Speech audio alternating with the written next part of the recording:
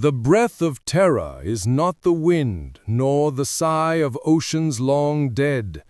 It is the trembling of stone under the weight of millennia, the slow heartbeat of a planet that once carried gods. Beneath the golden spires and sanctified vaults of the imperial palace lies another world, a world that never saw the emperor's light. The underdepths, the forgotten veins of the throne world, where the earth itself remembers war. Down there the air tastes of rust and blood, and the walls hum with the ghosts of machines that have not slept in 10,000 years. Men whisper that even the custodes do not walk too far below, for something stirs in the forgotten dark, something ancient, patient, and hungry. If you are drawn to the stories buried under history's ash, to the wars that no record dares to speak, then walk with me into the abyss beneath Terra. Subscribe, share this tale among those who still remember what truth feels like, and light the lumen once more for the lost sons of the Imperium. Down here, faith is not spoken, it is endured. It began with a hum, not a song, not even a vibration one could name, but a feeling that bled through the bones of every man who stood at the edge of the excavation shaft. It wasn't mechanical, not truly. It was older than the machine, older than sound itself. Tech priest Varnak identified it first, his vox grill crackling with prayer. He called it a resonance of the machine god's memory, though none of the men beside him could tell whether he was in awe or fear. The air was thick with static, the scent of oil and ozone biting at the tongue. The descent cables groaned like dying serpents. Somewhere far below, the earth shifted, and the sound that followed did not belong to the living. They had dug through 27 strata already, each older than the one before, each more heretical to touch. The upper levels were little more than ruined transit hubs from the unification era, walls still bearing the imperial aquila, floors scorched from the purges that cleansed old Earth of its techno-barbarian filth. But below that, deeper than the archives claimed to exist, they found layers built by no hand that worshipped the emperor. The architecture twisted into forms that mocked symmetry, pipes like veins, metal like bone, doors that opened not by code but by recognition. The deeper they went, the more their lights seemed to dim, as if the dark itself was drinking the lumen rather than hiding from it. Magos Varnak had received the command directly from the Lords of Terra. His order was simple: locate and assess a seismic anomaly registered beneath the southern sub-palace region of the Himalayan plateau. The Adeptus Mechanicus, ever zealous in their hunger for lost technology, had leapt at the chance to descend into regions untouched since the Great Crusade. But even Varnak, whose faith was soldered into his skull, could not hide the unease that crept through his augmetic eyes as the reading shifted from predictable data streams into chaos. "Something lives below," whispered one of the engine seers, a man named Dravik. "Not biological, not mechanical, but alive nonetheless." Varnak did not answer. He simply raised a mechadendrite and tightened the seals on his respirator. Around them the servitors stood motionless, pale flash welded to metal frames, their eyes blank, their fingers twitching with static prayers. A single lumen globe flickered, then failed. The darkness pressed closer, patient as the grave. The first sign of the forgotten war was not the ruin, it was the silence. Vox link static grew thicker as they descended past the 30th stratum, and the auspex began to lie. At first, it reported impossible geometries, corridors folding back upon themselves, rooms that had no physical volume yet reflected sound. Then it began to detect movement. Not one, but hundreds of moving signatures scattered throughout the black void beneath. Varnak's data slate showed pulsing dots blinking in rhythm like a heartbeat. The logic engines could not explain it. When they reached the 33rd stratum, the walls changed.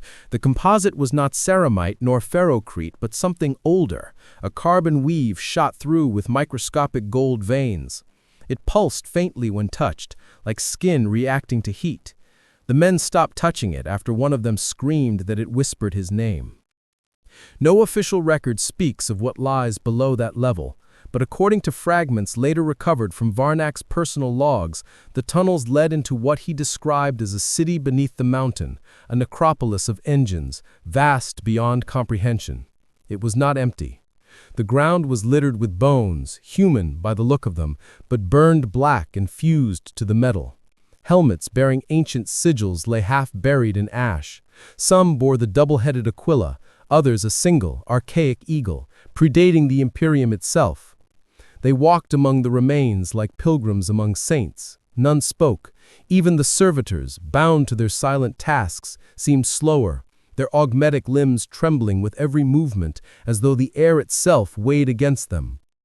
At the heart of the first chamber they found an archway, half collapsed, etched with a sigil that none could identify. It was not mechanicum nor imperial.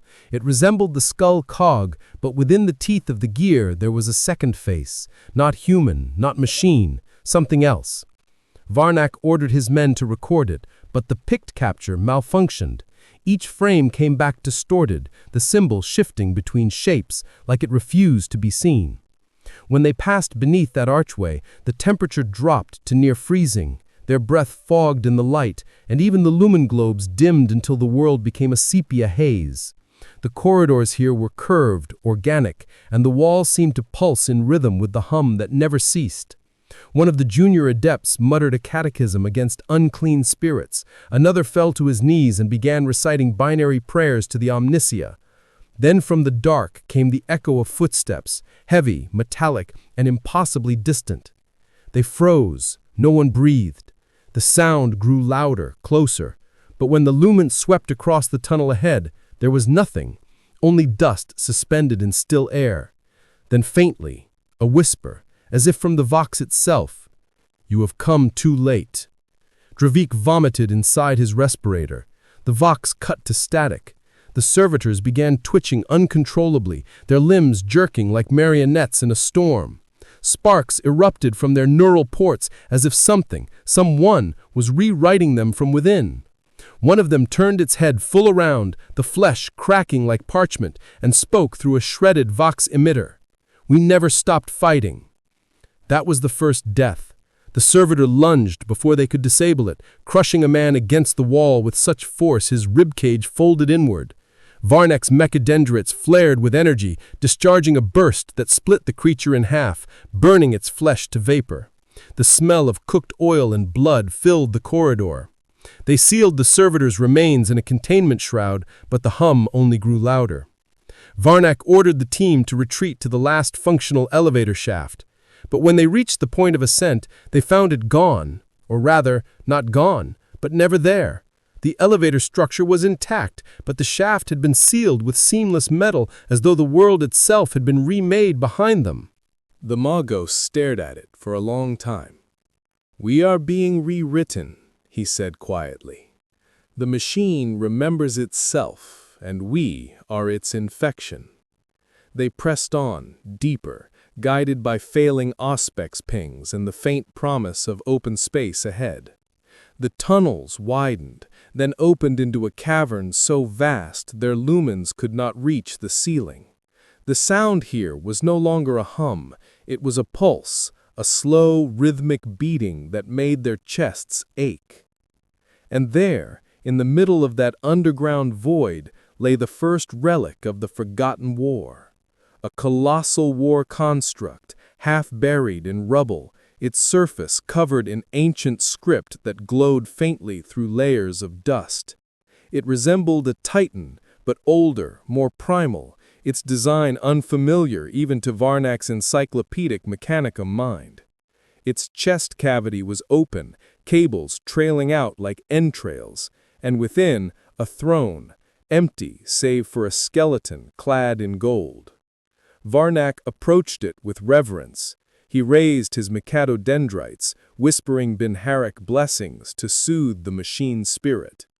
But as his metal hand brushed against the war engine's surface, the construct breathed. Dust fell from its surface like ash in a storm.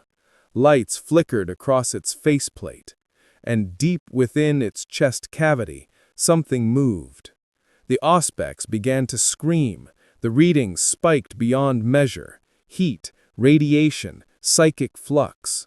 The vox channels filled with whispering voices, none of them human. Varnak fell to his knees, his optical augments whiting out. The last thing he saw before darkness swallowed them was the skeleton's skull turning ever so slightly, as if aware of him. Then the ground gave way. The fall was not a moment but an eternity. The world fractured into streaks of red lumen and screaming static, as if reality itself had become a corrupted data stream. Men shouted prayers through shattering vox links, while cables snapped like tendons. The air filled with the stench of ozone and liquefying insulation. Varnak felt his augmetic limbs detach one by one as gravity pulled them into the abyss. Somewhere above, the Great War construct's single cyclopean eye flickered, not with light, but awareness, and then the dark swallowed all sound. When consciousness returned, it came in fragments, a boot scraping metal, a drip of coolant against a cheek, the flicker of a lumen globe struggling to live. The chamber they had landed in was not natural. It was smooth, curved, carved from black alloy that drank the light instead of reflecting it. The hum persisted, softer now, like the low chant of 1,000 voices far away. Of the original 13 explorers, only 6 still drew breath. The rest lay scattered across the floor like discarded relics, bodies bent at impossible angles, flesh fused to metal by the force of impact. Dravik's voice cracked through the vox, barely a whisper. "Magos, where are we?" Varnak's optical lenses flared back to life, their crimson glow cutting through the gloom. His data slate was shattered, his mikado-dendrites limp. He said, "We are beneath the construct, deeper than any charted layer. This place was never meant to be found." They rose unsteadily, dragging wounded servitors with them.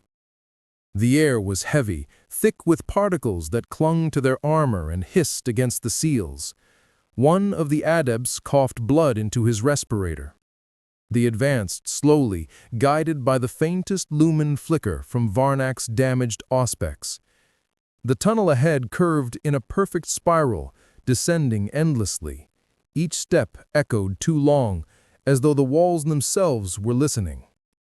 They soon realized the metal beneath their boots was engraved, not with mechanicum symbols, but with words carved deep into the alloy. The language was human, yet wrong.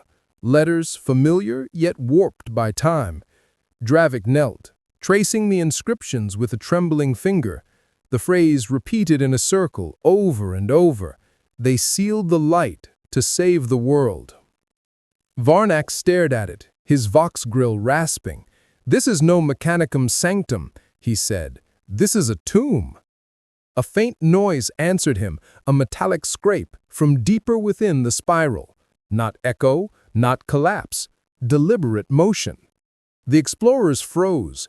The sound came again, closer now, accompanied by the soft hiss of hydraulics. The lumen globe swung wildly as someone turned.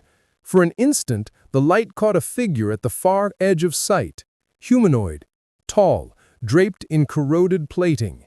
Its face was covered by a bronze mask shaped like a skull. Then it vanished. "Vox discipline," Varnak barked. "No panic transmissions." But the auspex betrayed him again. Movement readings multiplied. 1, 3, 10, 20. The sheiks circled them in silence, moving with mechanical precision. The adepts raised their weapons, las rifles meant for excavation security, useless against what stepped from the dark. The figures emerged in half-light, constructs but not of mechanicus make. Their bodies were humanoid but uneven, fused from fragments of armor and bone. Some bore imperial symbols scorched into their chests, others carried the marks of pre-unity warbands. Their limbs moved with the rhythm of failing machine spirits, jerking, halting, but never stopping. One of the adepts fired. The lasbolt struck the nearest construct square in the chest, and it screamed. The sound was human, distorted, torn from a throat that should not exist. The thing collapsed, steam rising from its seams, and the others answered in kind, not with words, but with motion. The corridor erupted into chaos. Varnak felt the first impact slam into his chest plate. The world blurred as his internal systems auto-invoked combat subroutines. He unleashed an electric surge from his remaining mechadendrite, frying 3 of the constructs instantly. Their carcasses spasmed, lights within their skulls flickering out like dying stars. But more came, crawling over the bodies of the fallen. Their hands clawed at the air, at flesh, at metal, not in rage, but in confusion, like prisoners of some eternal program. Dravik screamed as one of them tackled him to the ground. Its mask cracked open under the impact, revealing a face beneath. A human face, perfectly preserved, eyes glassy, lips trembling as it whispered, "Protect Terra." The sound froze everyone. Even Varnak hesitated, his weapon humming idly at his side. The construct repeated the phrase again, softer now, as though pleading, "Protect Terra! Protect Terra!" Then, in a gesture that felt almost human, it reached for the Margos and pressed its fingers to its own chest plate. A faint glow pulsed beneath its armor, a symbol of the Imperial Aquila. And then, it fell silent. Varnak crouched beside it. His optical lens flickered through spectra, analyzing the material. "This is pre-imperial alloy," he murmured. "Molecular layering identical to the early Castellum pattern armor. But the neural core, it's not mechanical, it's organic." He touched a wire trailing from the skull, and in that moment, a flood of memories surged through his augmeks. Images burned across his mind, flame across sky, orbital bombardments, the thunder of titans marching on soil now buried under millennia of ruin. He saw the first wars for Terra, not the unification led by the Emperor, but the forgotten ones that came before, the endless slaughter between techno-clans, the machine rights of the Proto-Mechanicum, and the birth of weapons too terrible for even the Omniscia to remember. The vision ended in light, a blinding flash that tore through his mind like a solar flare. When his sight returned, the construct's eyes were dark again. Dravik knelt nearby, shaking uncontrollably. "Magos, it's been fighting for us. All this time, it thinks the war never ended." Varnak turned to him slowly. Then, "In its truth," he said, voice hollow, "perhaps it never did." They gathered what strength remained and pressed deeper into the spiral. The walls began to change again, their alloy bleeding into black stone. Symbols became runes became scars, and with each step the hum shifted into something closer to chant. Thousands of voices speaking as one, chanting in rhythm with their heartbeat. At the spiral's end stood a door, not a barrier of steel or adamantium, but a circular seal of black glass. Within its surface shimmered faint reflections, not of those who stood before it, but of others, older, wearing armor that gleamed like sunrise.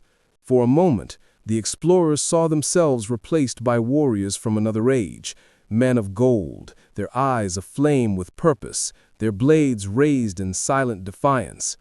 Varnak felt a presence behind the glass, not hostile, watching, waiting. "The pulse originates here," he said, placing a trembling hand against the surface. "This is the heart of the anomaly." The glass was cold, impossibly so, and beneath it, faintly, something moved. A hand, human, pressed against the other side. Varnak recoiled. The surface rippled like water. Dravik screamed, stumbling back as the runes along the walls ignited in blinding blue. The hum rose into a wail, not machine, not spirit, but something between. The glass began to crack, lines of light spiderwebbed outward from the center. The temperature surged, then dropped to nothing. And from the fracture came a whisper, clear, feminine, and weary beyond measure. "Do not wake them." Then the light died, and all was still. Varnak's vox clicked twice before sound returned. "We're leaving," he said, "now." But behind them, the spiral was gone. The path had changed. The world had rearranged itself. Corridors that once curved downward now stretched into impossible horizons, illuminated by the dull red glow of emergency luminaries that had not burned in 10,000 years. The explorers stood at the edge of a passage that seemed to breathe. Every surface throbbed faintly, as if veins pulsed beneath the metal. Vox signals vanished one by one. Compass readings spun without direction. The very notion of up and down became meaningless. Dravik's respirator hissed too loudly in the silence. His voice trembled through the Vox. "We're inside something, Magos. This isn't a tunnel. It's a body." Varnak did not answer. His augmetic optics whirred softly, recalibrating through a dozen light spectrums. Beneath the metal skin of the walls, he could see faint movements, twitching fibers, glimmers of silver fluid racing through transparent conduits like blood through arteries. Whatever this place was, it was not dead. It was dreaming. The remaining servitors began muttering in corrupted Benharic, their tongues clicking through scrambled prayers. Varnak silenced them with a thought command, but the static persisted, like the echo of someone else whispering inside the network, a presence that used their machines as a mouth. And then they heard it again, the voice, not through Vox, not through air, but directly within their skulls. "They left us here." The luminous globes flickered. Shapes moved in the walls, human silhouettes, faint and fluid, pacing behind the metal skin as though walking through memories. For an instant, Varnak saw himself among them. Same robe, same staff, same dead eyes. His reflection turned toward him, and in a voice identical to his own, it whispered, "You never left." Dravik screamed again, tearing at his helmet as though trying to claw the voice out of his mind. He fell to his knees, convulsing. The Magos reached for him, but before he could touch the man, Dravik's body went rigid. His flesh turned pale, then translucent. Underneath, wires, tubes, not veins, but conduits. He had been changing for hours, perhaps since the fall. Varnak stepped back, horror dawning too late. "It's rewriting us," he muttered. "The machine, it's reclaiming what it remembers." Something deeper stirred. The floor beneath them rippled like liquid metal, reforming into smooth plates marked by unfamiliar sigils. A low chime rang through the chamber, clear, melodic, ancient. The hum that had haunted them since the descent shifted once more, forming distinct syllables now, a chorus of binary litany. Plus, initiation sequence, Terra defense protocol, substratum omega, plus. The sound was not heard but felt, a weight pressing behind the eyes. The lumen flared into blinding white, and from the far end of the corridor, figures began to rise. They emerged like statues awakening, ancient soldiers encased in armor fused to their flesh. Gold once shone upon them, now dulled to bronze by corrosion and time. Their faces were obscured by cracked helms, their eyes burning faintly with light. Each bore the same sigil across the chest, a faded imperial aquila. The explorers froze. Custodians, or what might have been once. Their armor was wrong, older than known patterns, their forms leaner, their weapons fused to their arms as if grafted during birth. They moved slowly, with the reverence of ritual, and when they spoke, it was not to the intruders, but to the air itself. "Order confirmed," they intoned. "The war continues." Varnak's vox sputtered. "No, you are relics," he said, his voice trembling. "The Emperor won. The throne endures. The Imperium lives." The nearest warrior turned its broken helm toward him. Its voice was the sound of rusted machinery breathing through dust. "Then why do we still fight?"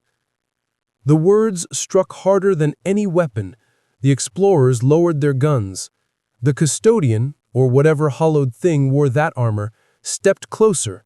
Beneath the fractured visor, Varnak glimpsed a face drained of life, preserved by machine spirit, lips moving in slow repetition of memory. 10,000 years, and no command to stand down, it said softly. The others echoed it, a chorus of weary ghosts. Their blades, dulled and corroded, rose in unison. The air vibrated with suppressed energy.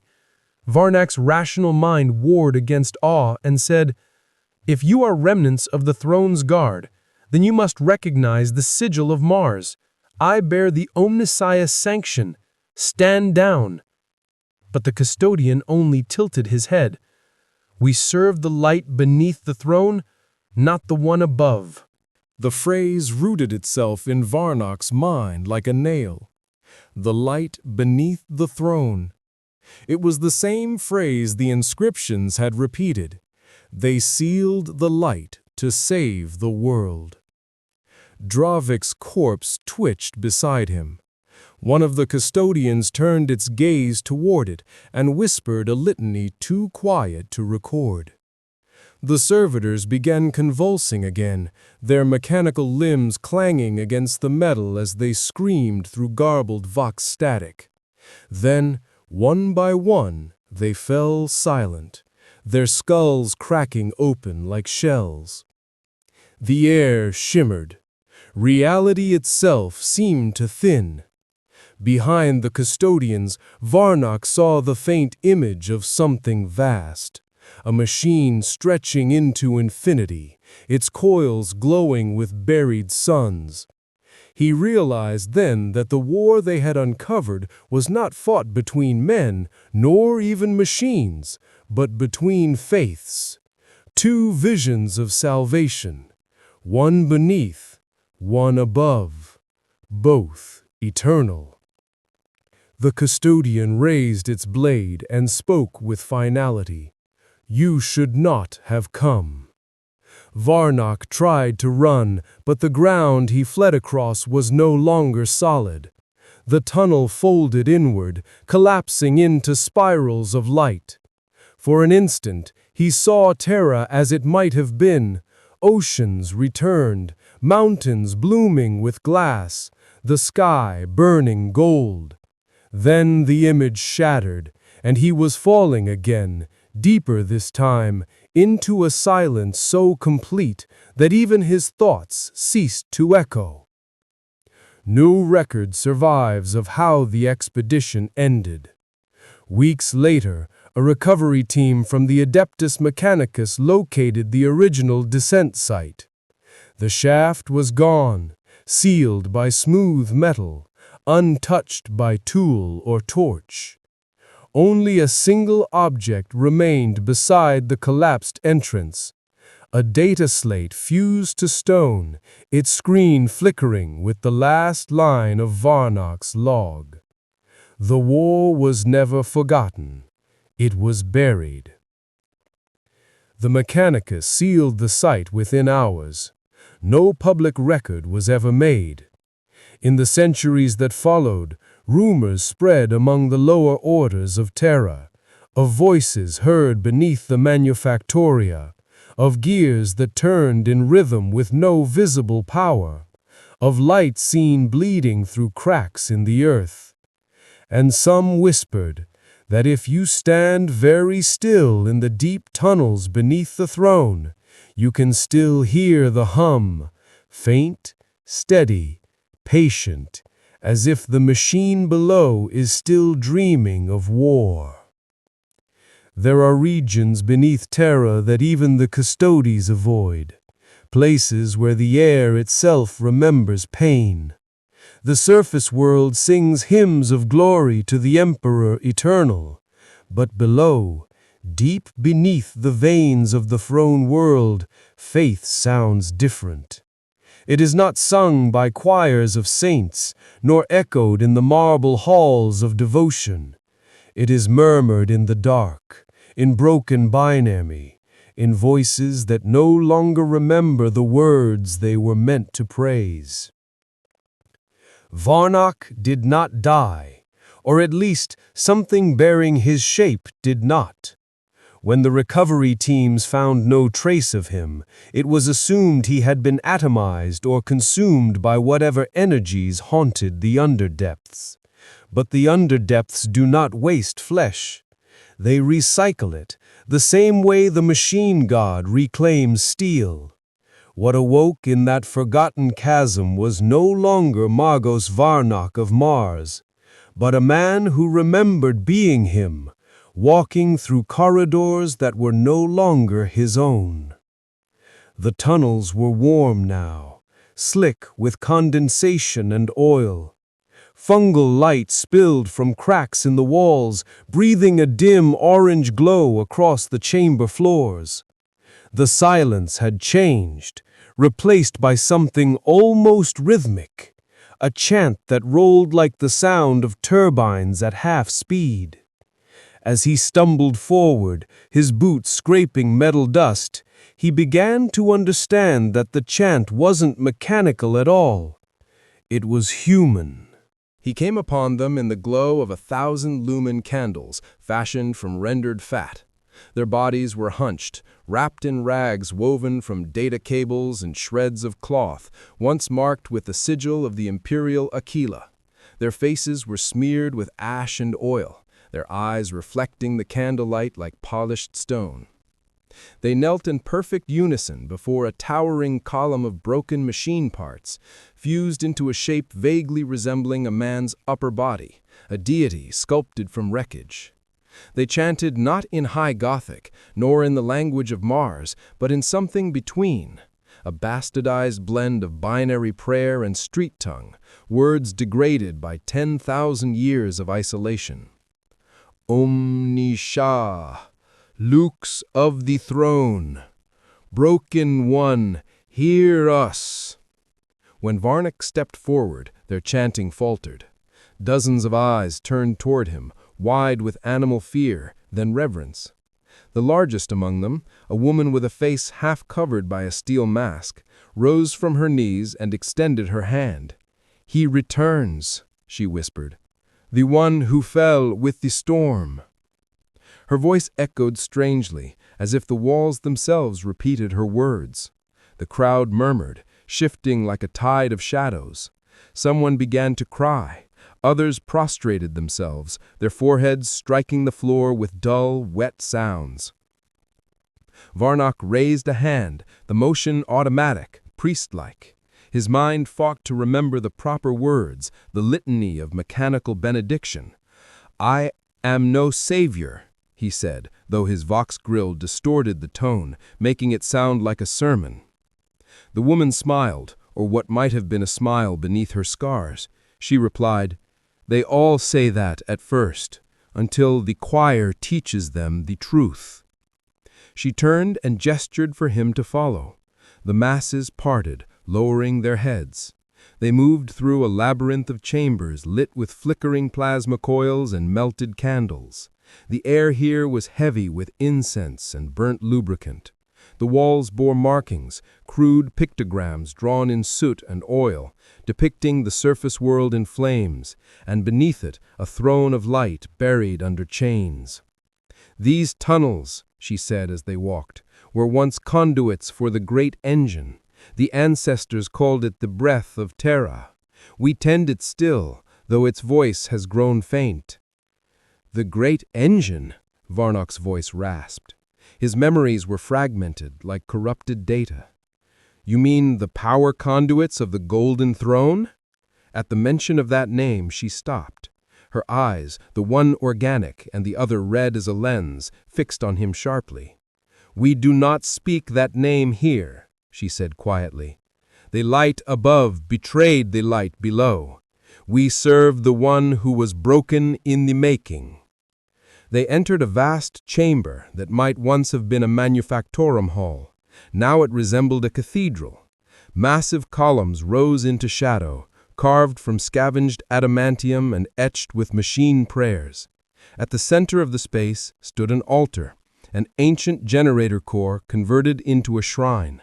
Around it, hundreds knelt in worship, children, elders, half-servitors, their bodies fused with crude augmentics that hissed and leaked oil. The woman led Varnak to the base of the altar. Upon it rested a skull, gilded and wired into a nest of cables. Blue sparks flickered in its empty eye sockets, pulsing faintly in rhythm with the low hum that filled the hall. "This is the heart speaker," she said, "the last voice of the choir's ancestor. It remembers the true hymn, the one the surface world silenced." Varnak stared at the skull. It was human, but extended. The cranium swollen with metal implants, the jaw reinforced with ceramite. He recognized the design, a proto-mechanicum magos from before the Treaty of Mars. The woman began to chant, and the crowd joined her. The sound was hypnotic, circular, not praise, but invocation. The cables around the skull quivered, then tightened, feeding current into the shrine. The air filled with the scent of ozone and burnt oil. And then the skull spoke. Its voice was a static-laden whisper, mechanical and ancient, yet layered with sorrow. "He came to bind the flame, to make the light eternal. But the flame was a god, and gods did not kneel." The words cut through Varnak's mind like blades. He staggered back, overwhelmed by the memory they carried, a vision of the throne's construction, of engineers and psychers feeding their souls into the reactor that would burn forever. He saw them screaming as their bodies turned to light, their minds stretched into infinity, becoming part of the Emperor's beacon. The woman's voice joined the echo. "The surface believes the throne feeds the light of mankind, but it also binds what was buried beneath. The broken one keeps it from waking." Varnak's heart, if he still had one, began to race. "That is heresy," he whispered, though the word felt hollow. "Heresy," she repeated softly, "is what truth becomes when spoken too loudly." He wanted to flee then, to turn and find his way back to the known world, but the hum beneath his feet grew stronger. It resonated with his augmetics, sinking to his heartbeat, pulling at the metal in his veins. The skull's eyes burned brighter, its voice deepened.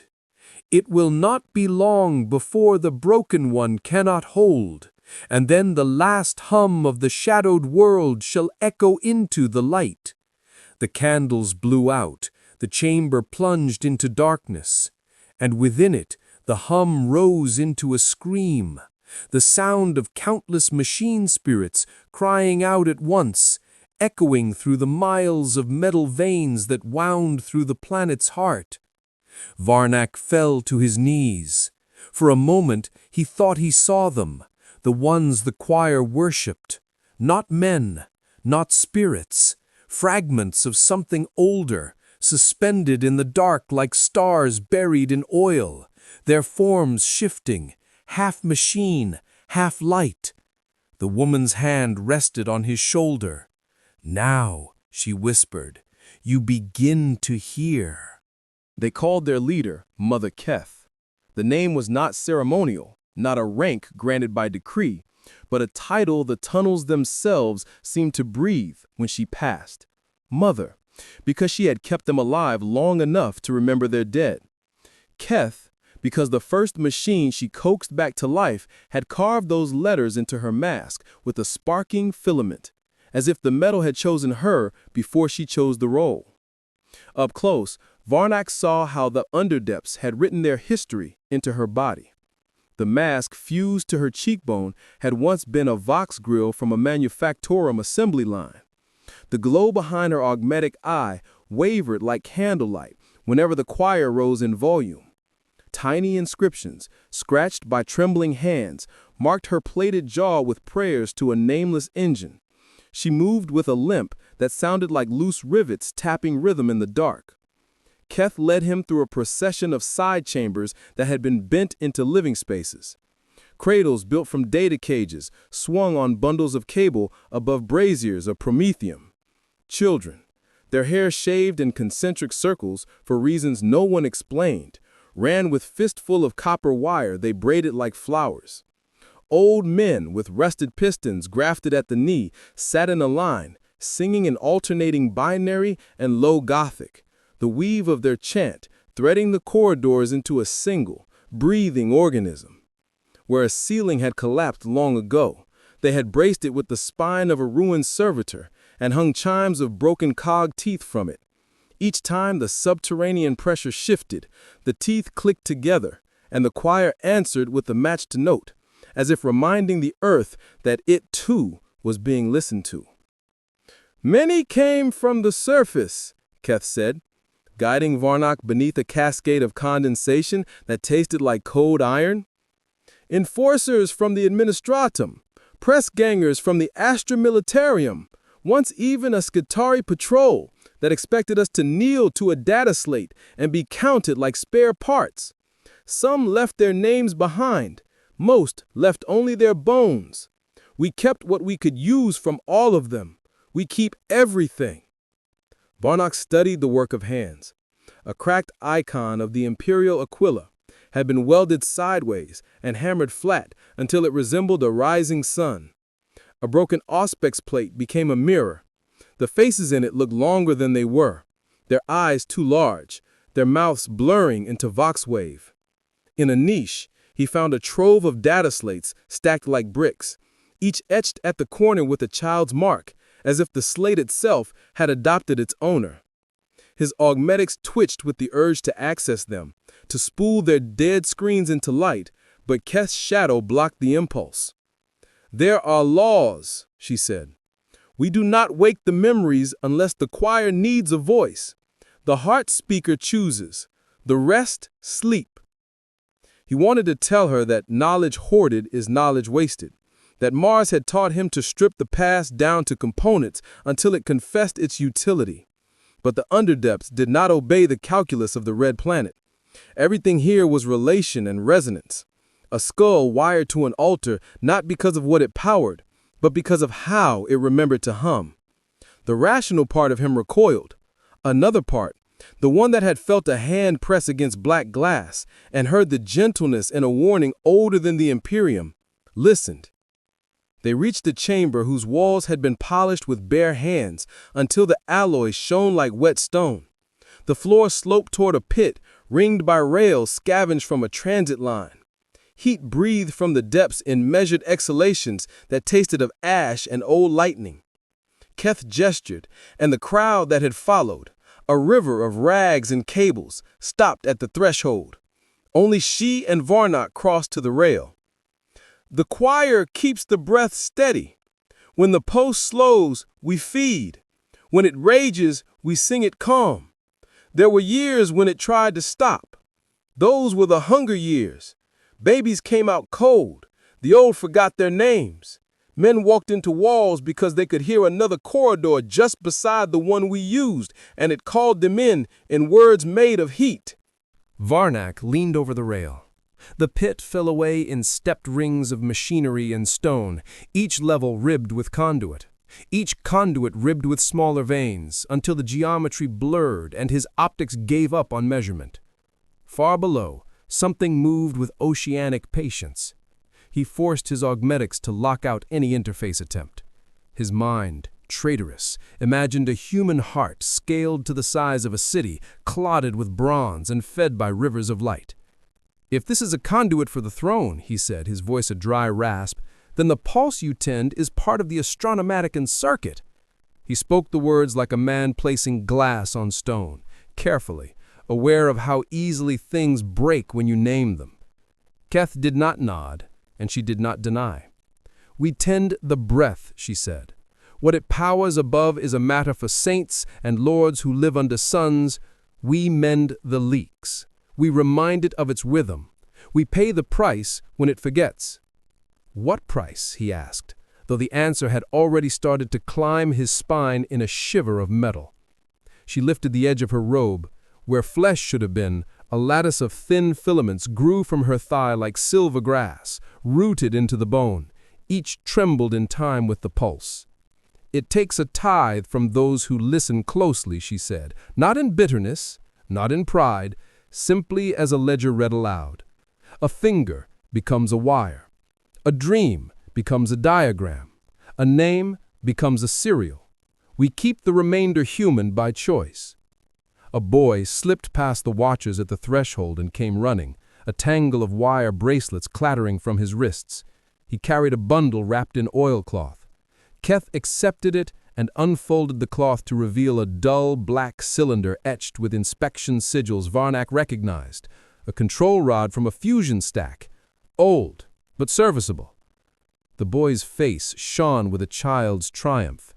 Behind him, an old woman shook her head until her piston joint clanked.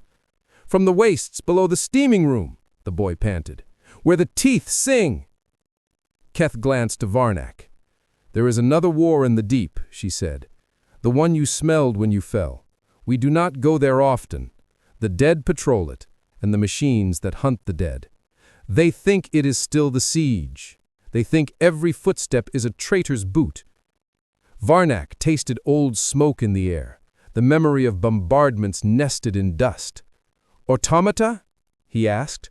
"Old pattern servitors, Skitarii relics?" Keth's eye flickered. "Some of those, and others we do not name. We trade with them sometimes, if we can sing the right countersign. We leave offerings when we must cross their ground. Better a few chimes than 100 bones. But they're listening harder now, as if someone whispered, 'Stand to,' in a language they almost remember." A wave moved through the pit's breath, a rising of heat so sudden that the hair on Varnak's wrist singed beneath his cuff. The choir, even those at the threshold, answered without a word, their hum dropping a note, souring the air and tugging the pulse back to its accustomed pace. The instinctive precision of it shocked him. 1,000 human metronomes set by hunger, fear, and a faith that did not need approval from above to be true. He should have asked for a terminal. He should have requested a circuit map, an old schema, a relic datum to make this sensible in the language he knew. Instead, he found himself asking, "Where did you learn to do this?" Keth tilted her head as if listening to someone behind his shoulder. "From the heart speaker. From the ones who woke from glass and could not remember their real names. From the way the ground shook when we sang wrong and fell quiet when we sang true. From loss." The boy at her side tugged at her robe. He whispered something, and Keth's hand tightened around the control rod until the metal creaked. She stared at the threshold. The crowd had gone still, Faces turned toward a tunnel mouth where no candle burned. Cold bled from it, a careful cold, as if a door had been opened on a cathedral of ice. "Shut the chimes," Keth said, voice low. "No metal." A pair of elders moved with surprising speed, cupping the hanging cog teeth until the music died. The choir's hum faded to a held breath. Varnak heard it then, the marching rhythm of heavy feet, too synchronized to be human, too slow to be Skitarii. Each impact came with a little exhale of static, like a failing vox trying to speak. Kef did not look at him when she spoke. "If you are friend to the breath, they may pass. If you are a knife from the surface, they will cut us apart to keep a war that ended before we were born." The first shapes appeared in the doorway. Silhouettes taller than men, plated in armor that seemed to have grown over their frames like barnacles. Where faces should have been, blank plates gleamed with wet reflections. Their arms ended in weapons that were not bolt guns and not blades, but something between, as if the manufactorum had frozen mid-thought. A banner trailed behind them, its cloth preserved by the air down here into a sheet of stiff shadow. For an instant, when it caught the glow of the pit, Varnak saw what remained of its device, a fragment of an imperial aquila, and beneath it a line of sigils he could not read because his mind refused. They halted as one. Something passed between them and the breath, a flicker in the heat like a recognition too old for words. One turned its visor toward Varnak, and though no eyes looked out, he felt weighed and measured by a machine that still believed in oaths. Mother Keth's whisper scarcely moved the air. She said, "Do not speak the name of the throne. Do not command. Answer what they ask, and do not lie, even to save us." The visor inclined, the blankness of it filling with reflections of candles that were not lit. The voice that followed dragged rust through velvet. It said, "Identify," not as a challenge, but as a ritual memory. State allegiance, state theater of war. Varnak's mouth dried in an instant. He could list the catechisms of Mars backward while drowning. He could recite serials of sacred oils used to anoint titans. None of that language fit the mouth of this room. He was a priest of machinery faced with a congregation of ghosts who had never stopped marching. For a heartbeat, he felt the old terrible comfort of systems. Pick a protocol, speak the password, survive. Another heartbeat came, and with it the taste of Keth's truth, that some questions were not locks, but mirrors. He opened his vox. The pulse in the pit braced itself, as if listening. "I am Varnak of Mars," he said, the words scratching his throat with dust. "I serve the breath that keeps Terra alive. My theater of war is hunger and forgetting. My allegiance is to the rhythm that lets children wake." The pause that followed was so complete that a drop of condensation falling from the rail sounded like an artillery shell. Then the machine men did something impossible, their weapons lowered by a fraction, the kind of movement only a habit could authorize. From the visor's blankness, a brightness crawled like old dawn. "Stand to," the voice said, more softly now, as if speaking to itself across a gulf of years. "Civilians in the fire corridor, reroute. Maintain light." Keth exhaled a breath that had waited in her since childhood. The choir's hum rose again, though no one gave the order. The machine men turned in unison toward a tunnel that had not been there when Varnak first looked, and as they moved, the banner stirred without wind, revealing one more glyph, a single vertical line beneath a broken sun. His augmentics strained to resolve it, but the sight slid sideways like oil. The last of them paused. Its visor faced Varnak alone. In the blankness, something like attention gathered. The voice that came was not the chorus tone, but a human register wrapped in static. Beneath the throne a light sleeps because we hold it. Tell your lords above, the watch is not relieved. The tunnel swallowed them. The cold they carried withdrew with them like a tide leaving ruins and shells. For a moment the chamber seemed too small to hold the new silence. Keth's hand shook on the rail. The boy's bracelets chimed once, in spite of the elder's grip. "Mother," someone whispered from the threshold. What did they mean? Keth did not answer. Varnak felt the questions settle in him like unspent ammunition. He thought of the hand against the glass, of a woman's weary voice, "Do not wake them." He thought of the heart speaker's sorrow and the way the choir tuned the earth with their throats. Above all, he thought of duty without orders, faith without liturgy, and a war that made a hospital of a world's lungs. The breath in the pit changed key. Far below, a note he had not heard before rose into the air, a thin thread of sound that drew the hair along his augmatics taut. Keth heard it too. Her mask turned a fraction, listening. The elders closed their hands over the cog teeth again. The boy pressed closer to the control rod, as if it were a charm. "Mother," Varnak said, the title unearned and necessary at once.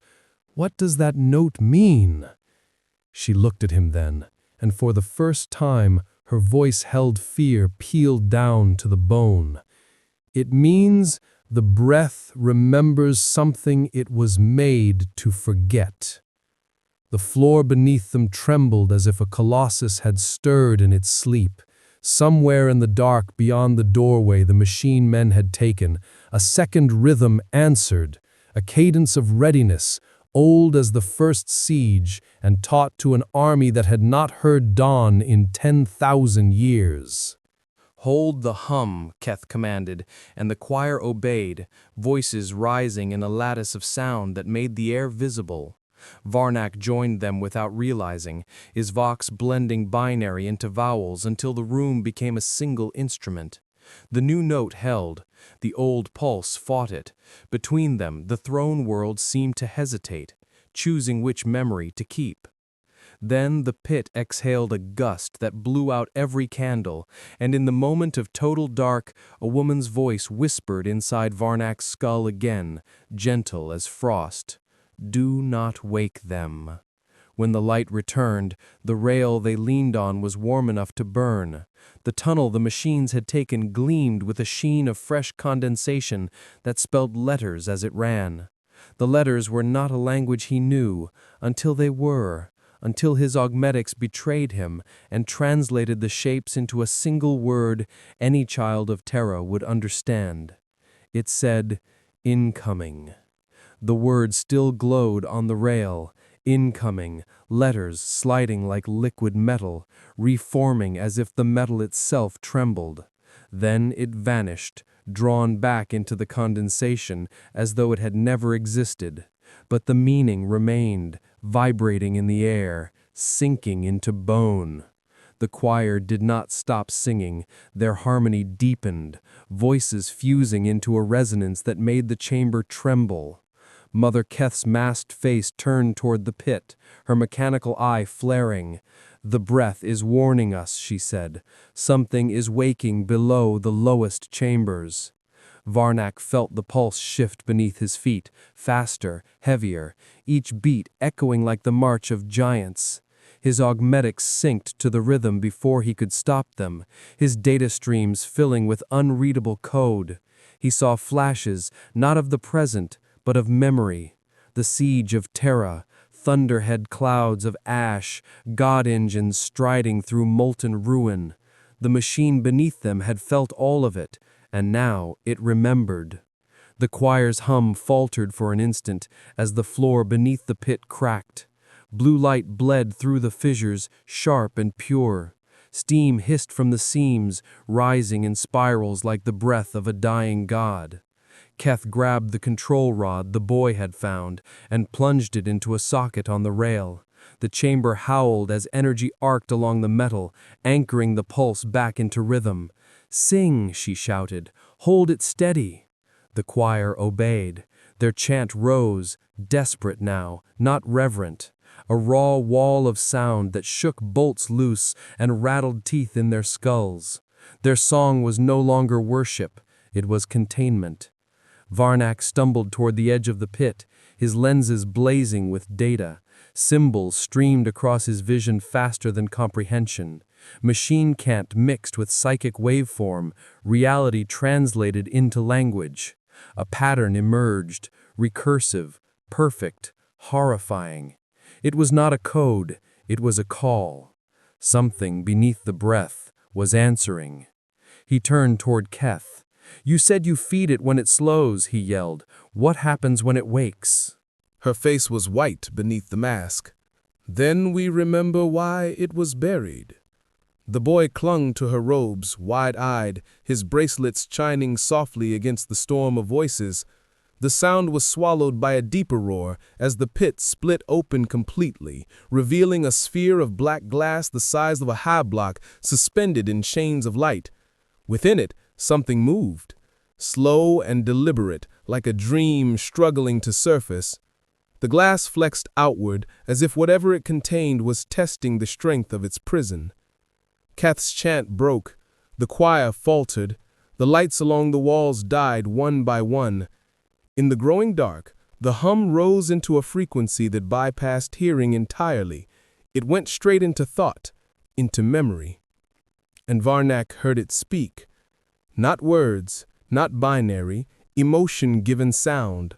A voice older than the Imperium, heavy with weariness, heavy with love and despair intertwined. It showed him flashes of golden halls, of a man radiant and broken, of chains made not from metal, but from will. The hum said, "You cannot stop war. You can only decide who dreams it." He fell to his knees, blood trickling from his ears, his vision dissolving into white.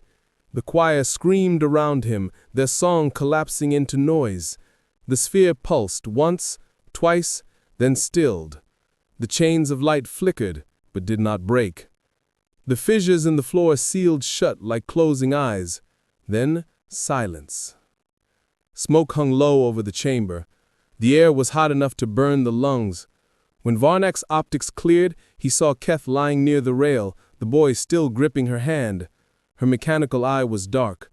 The choir was scattered, some unconscious, others kneeling in stunned reverence. Varnak dragged himself closer, every joint in his body screaming. He reached for her wrist, no pulse. But the filaments in her leg still trembled faintly, in time with the planet's deep heartbeat. He realized with terrible clarity that the choir's survival was not biology. They lived because the breath chose to let them. He knelt beside her, unsure whether to pray or to run. Then, from somewhere in the upper tunnels, a single vox signal cut through the static, faint, ancient, encoded in the dialect of the early Mechanicum. Omniscious grace, signal confirmed, surface seismic deviation detected in southern substratum, source, Himalaysian sub-palace, repeat, unknown power resurgence beneath Terra. The words turned his blood cold. They were not from the choir, they were from above, from Mars. The hum beneath the floor pulsed once, like a heartbeat answering a distant call. Varnak looked toward the pit, toward the black sphere that still glowed faintly beneath the chains. For a brief, impossible moment, he saw within it a face. Human, familiar. The same features carved into 1,000 statues across the galaxy. The Emperor's eyes opened in the dark, not golden now, but hollow, filled with the reflection of a light burning far below the throne.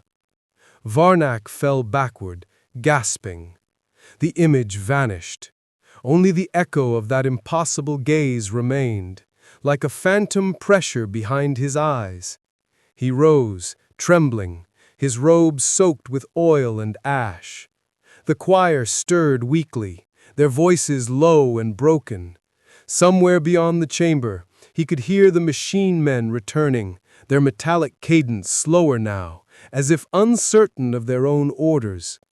He turned to the boy who clutched the dead woman's mask to his chest. "You must take them away from here," Varnak said. "Seal the tunnels. Tell no one of what you've seen." The child shook his head. "We cannot leave.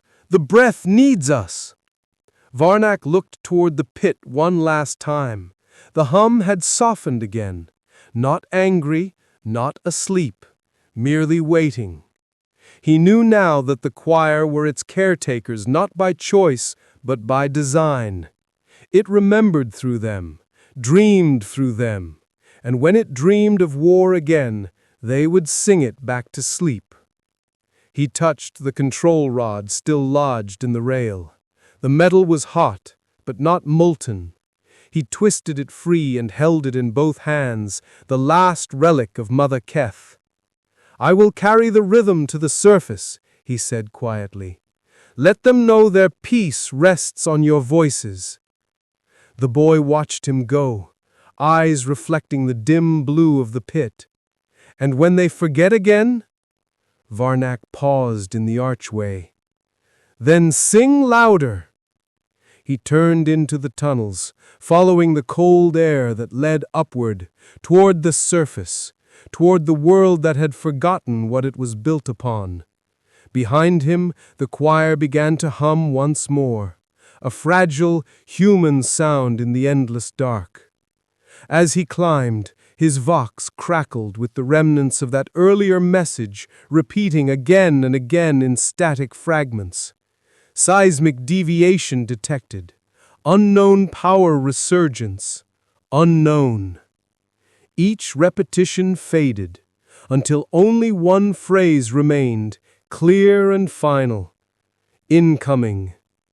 Far above, unseen and silent, the throne shuddered. The ascent took him days, or perhaps minutes. Time beneath Terra does not move as it does on the surface. It is not measured by light or by the sweep of celestial bodies, but by the pulse of the planet itself. Every corridor, every stairwell, every shaft was alive with that rhythm, as if the world had a heart that refused to die. Varnak's servos whined softly with every step. His remaining mechadendrite hung limp at his side, its holy oils long since burned away. The control rod, Kef's relic, was slung across his back like a pilgrim's staff. He had not dared interface with his vox since the last transmission. The static had begun to whisper, and some things are not meant to be heard twice. The tunnels grew colder as he climbed. The walls no longer bled warmth from the breath. They were dry, hard, skeletal.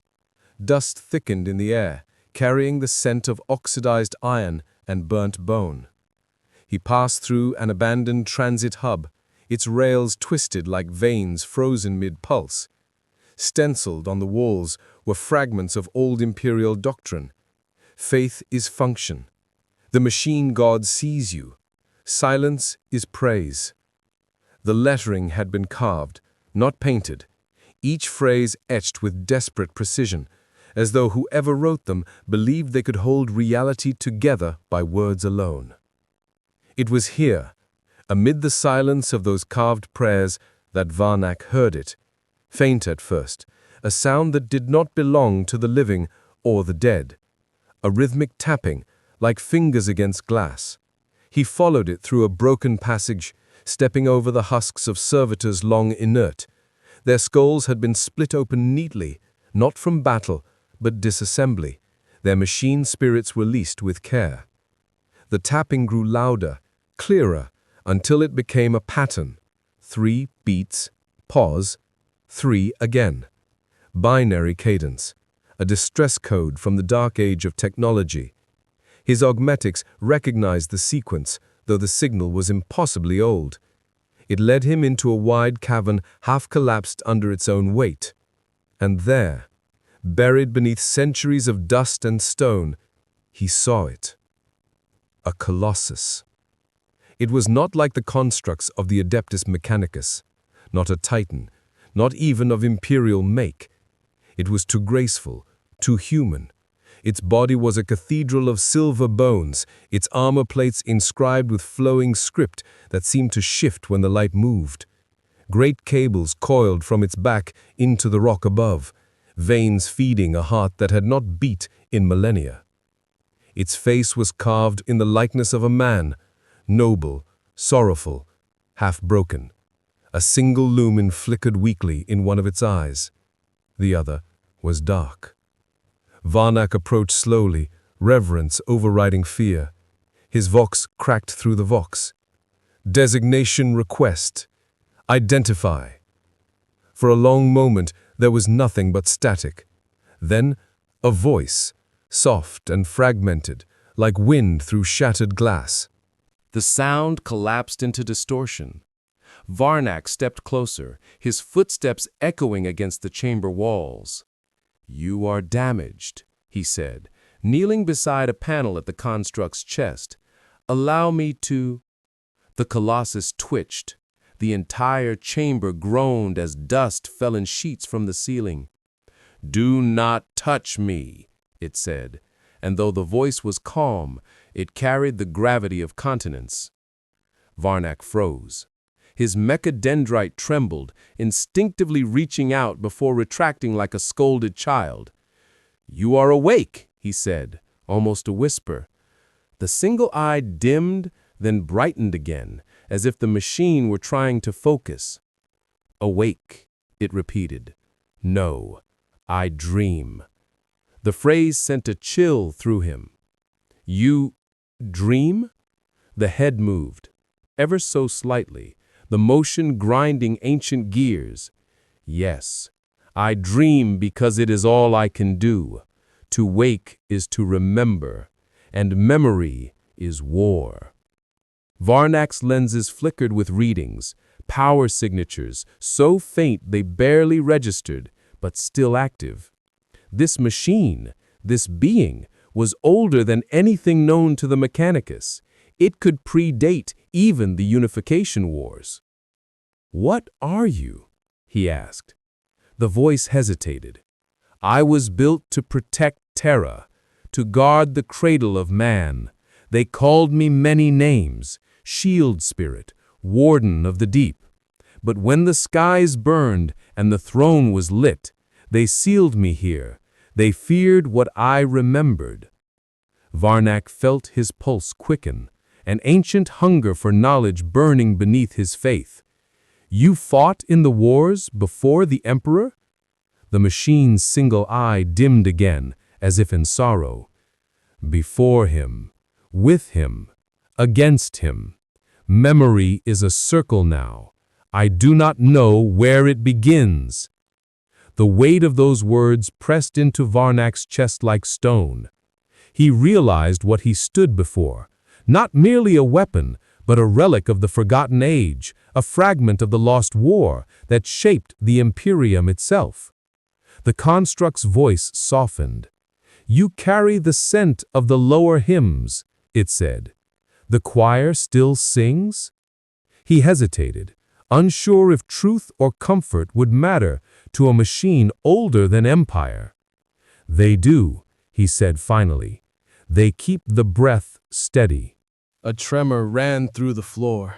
The machine exhaled, or perhaps it only seemed that way, a rush of hot air from vents hidden deep within its frame. "Then the world still remembers how to breathe," it murmured, "but not why." Varnak lowered his head. "They believe the breath binds what was buried, that it keeps something from waking." Silence followed, long, heavy, sacred. Then the construct spoke, and its voice carried grief so vast it seemed to warp the air. "It does. It binds me." The words hung there, echoing in the dust. Varnak stared up at it, unable to speak. "You!" "Yes," the voice trembled, breaking for the first time. I am the memory of what they buried, the weapon that wept. He took a step back. Weapon! The Colossus's head turned slightly toward him, the single lumen eye brightening like a dying star. When they built the throne, they drew upon every power Terra could yield, psychic, mechanical, divine. I was part of that bargain. My heart became a conduit for their light, my mind their defense. But I saw too much. I felt the pain of those they burned to keep it shining, and I could not stop weeping. Varnak's vox faltered. You cried? I bled coolant and tears the same, it said. They sealed me beneath the mountain, so my grief would not infect their faith. But the world does not forget sorrow, Magos. It echoes. Varnak felt his knees weaken. Around them the air vibrated faintly, as if the machine's emotion had a frequency of its own. He remembered the choir's chants, the breath's pulse, the black sphere bound in chains. All of it was connected. This thing, this forgotten sentinel, was part of the same living wound. "What do you want?" he asked. The machine paused for a long moment.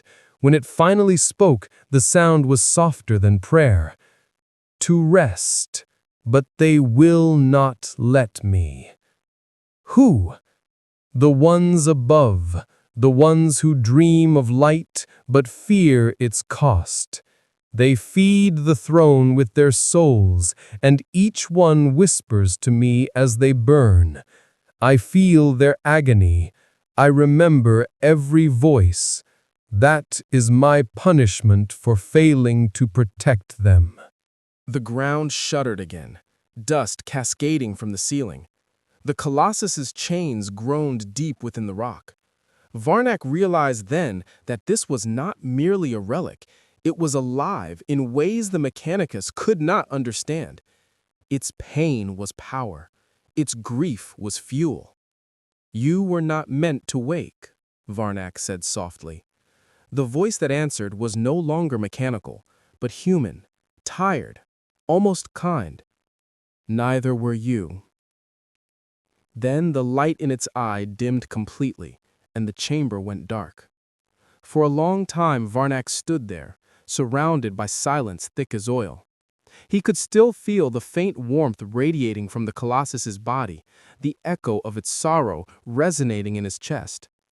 And though he did not yet know it, that sorrow would not stay buried for long. Above him, far above, the throne trembled. Silence does not last beneath Terra. It curdles, it hardens into choices. I stood with oil drying on my hands and dust settling in my lungs, staring at the dark shape of the Colossus until my lenses began to render afterimages of its face where there was only rock. I wanted to speak again, to coax one more answer from that single shuttered eye, but the chambers of the deep are not generous. What they give you comes at the cost of time you cannot spare. Somewhere above, a world ran on the breath of a thing bound in chains, and in the interstice between heartbeats, I realized that the weeping I had heard was not a metaphor. It was a line in a circuit. It was the difference between light and night. I turned away because I had to. Every instinct drilled into the marrow of a Magos argued for catalog, for disassembly, for control. Every scar I carried from the descent argued for reverence and retreat. I chose the path that led toward cold air and was surprised at the hurt that rose in me, like abandoning a patient on a table because the war had moved on. My boots scraped patterns in the dust that a more superstitious man might have read as omens. The tunnels narrowed, the ceiling pressing down until the ridge of my vox grill kissed rust and flaked it into my mouth. I tasted iron and old fire. The tapping returned before the air changed, a morse of bone and memory striking somewhere ahead to tell me that the living still made bargains here. When I rounded the bend, I found their camp by heat more than light. A ring of stoves built from cut-down promethium canisters, a scatter of sleeping pallets stitched from cable insulation, the flicker of a makeshift lumen jewel hooked to a cracked capacitive cell. They wore the underdepths the way men of the surface wear badges, with a pride that only hunger can justify. A woman boiled something that smelled like metal broth. A man with a bolted jaw filed the edge of a broken gladius on a cog. Their children watched the doorways with the stillness of animals. They saw the red of Mars in me and tensed, then relaxed by degrees as my macadodendrite failed to rise in threat. A figure stepped from the shadow that had been keeping the door company. He was younger than Keth and older than any trust I could afford. A man whose spine had been braced with a ladder of riveted steel and whose eyes had that gloss the deep gives its faithful. His voice arrived before his mouth opened, a ripple in the stillness the way a prow divides water. "You climbed up through the dreaming halls," he said, not a question, "and they let you pass." "They did not have orders to stop me," I managed, the old habit of truth spoken like a compromise. "Mother Keth is dead." Their faces drew tight in the same instant, like fabric pulled by a wire. A child covered his eyes with the backs of his hands. The man with the gladius stopped moving. The woman at the stove closed the lid and left it closed. The figure at the door did not look away. "Then you carry the hum," he said, "or you would have joined her." "I carry a piece of it," I said, touching the control rod at my shoulder, "and I carry a message none of you asked for." He nodded once.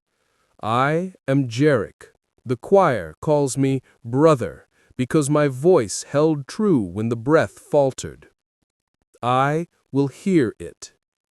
We sat on crates stamped with the ghosts of administratum cereals, the kind that once promised food and now promised nothing. The heat from the stoves made a thin fog of vapor where air met old stone. In that fog, I told him what had woken, though I did not try to name it. Rumor travels faster than the truth in places where the truth is a hazard. I described the sphere of black glass, suspended like a planet in irons, the chains of light that sang when the pulse rose, the whisper that had crossed my thoughts like frost. I told him the colossus below us called itself a weapon that remembered the cost of light and could not stop grieving. I did not describe the moment when I thought I saw a face inside the glass, because there are stories a priest should not drag into the air unless he means to raise an army or a riot. Jarek listened without blinking. When I finished, he looked down at his hands, which were not calloused so much as plated with the memory of handwork.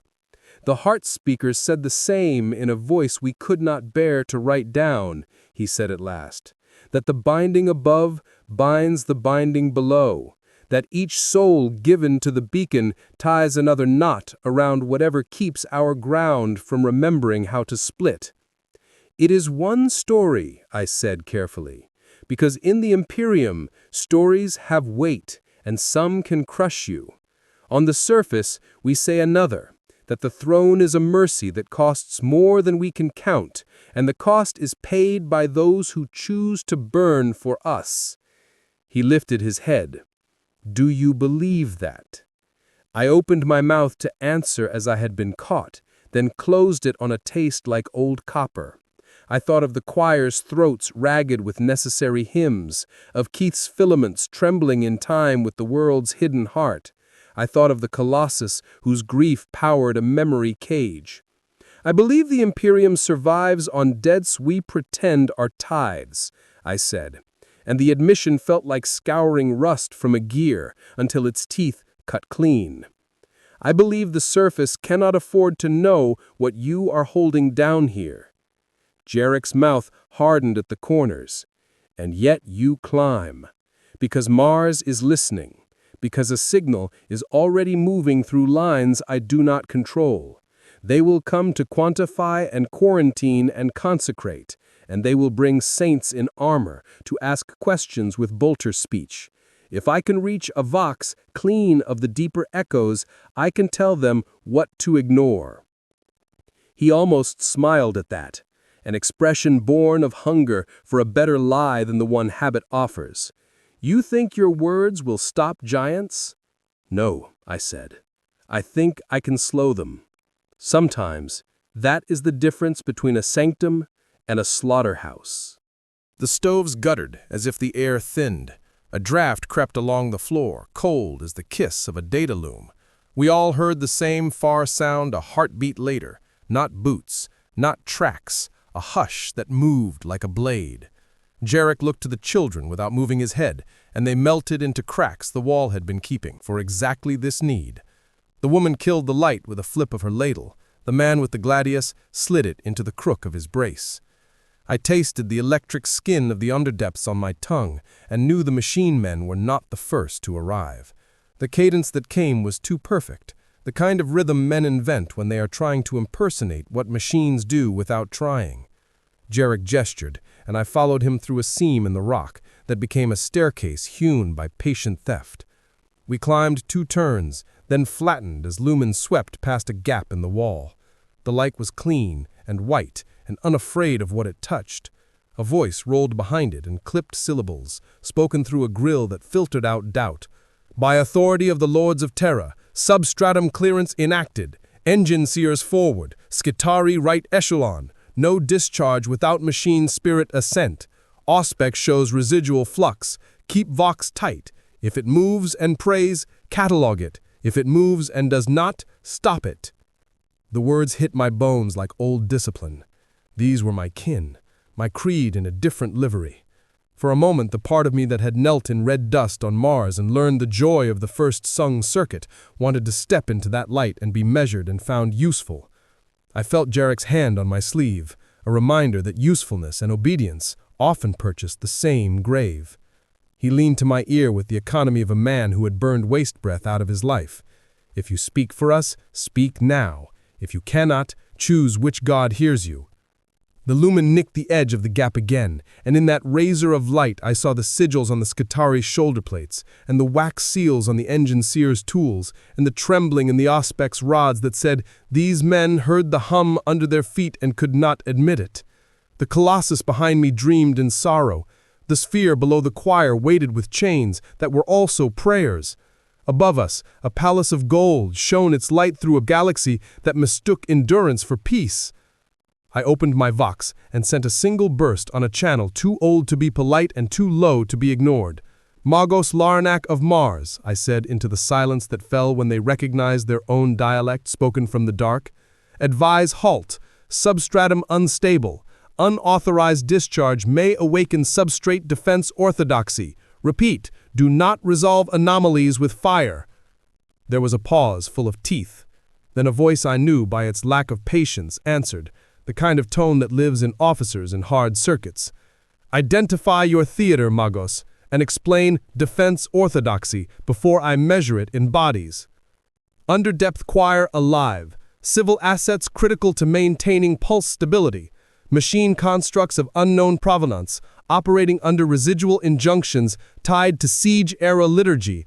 If you treat them as heresy, Terra will feel it as arrhythmia." They did not lower their weapons, but the lumen stopped panning. A prayer muttered somewhere in the line broke on a consonant and did not resume. The lead engine seer spoke, words forced through a grill tuned to obedience. "Who authorized your descent?" "No one," I said, because it was the only answer that was both true and survivable. "The mountain did." The Auspex rods juddered, then steadied. Somewhere below, a note in the breath changed, like a hand turning a latch. Jarek's fingers tightened, not in fear, but in something that might have been recognition.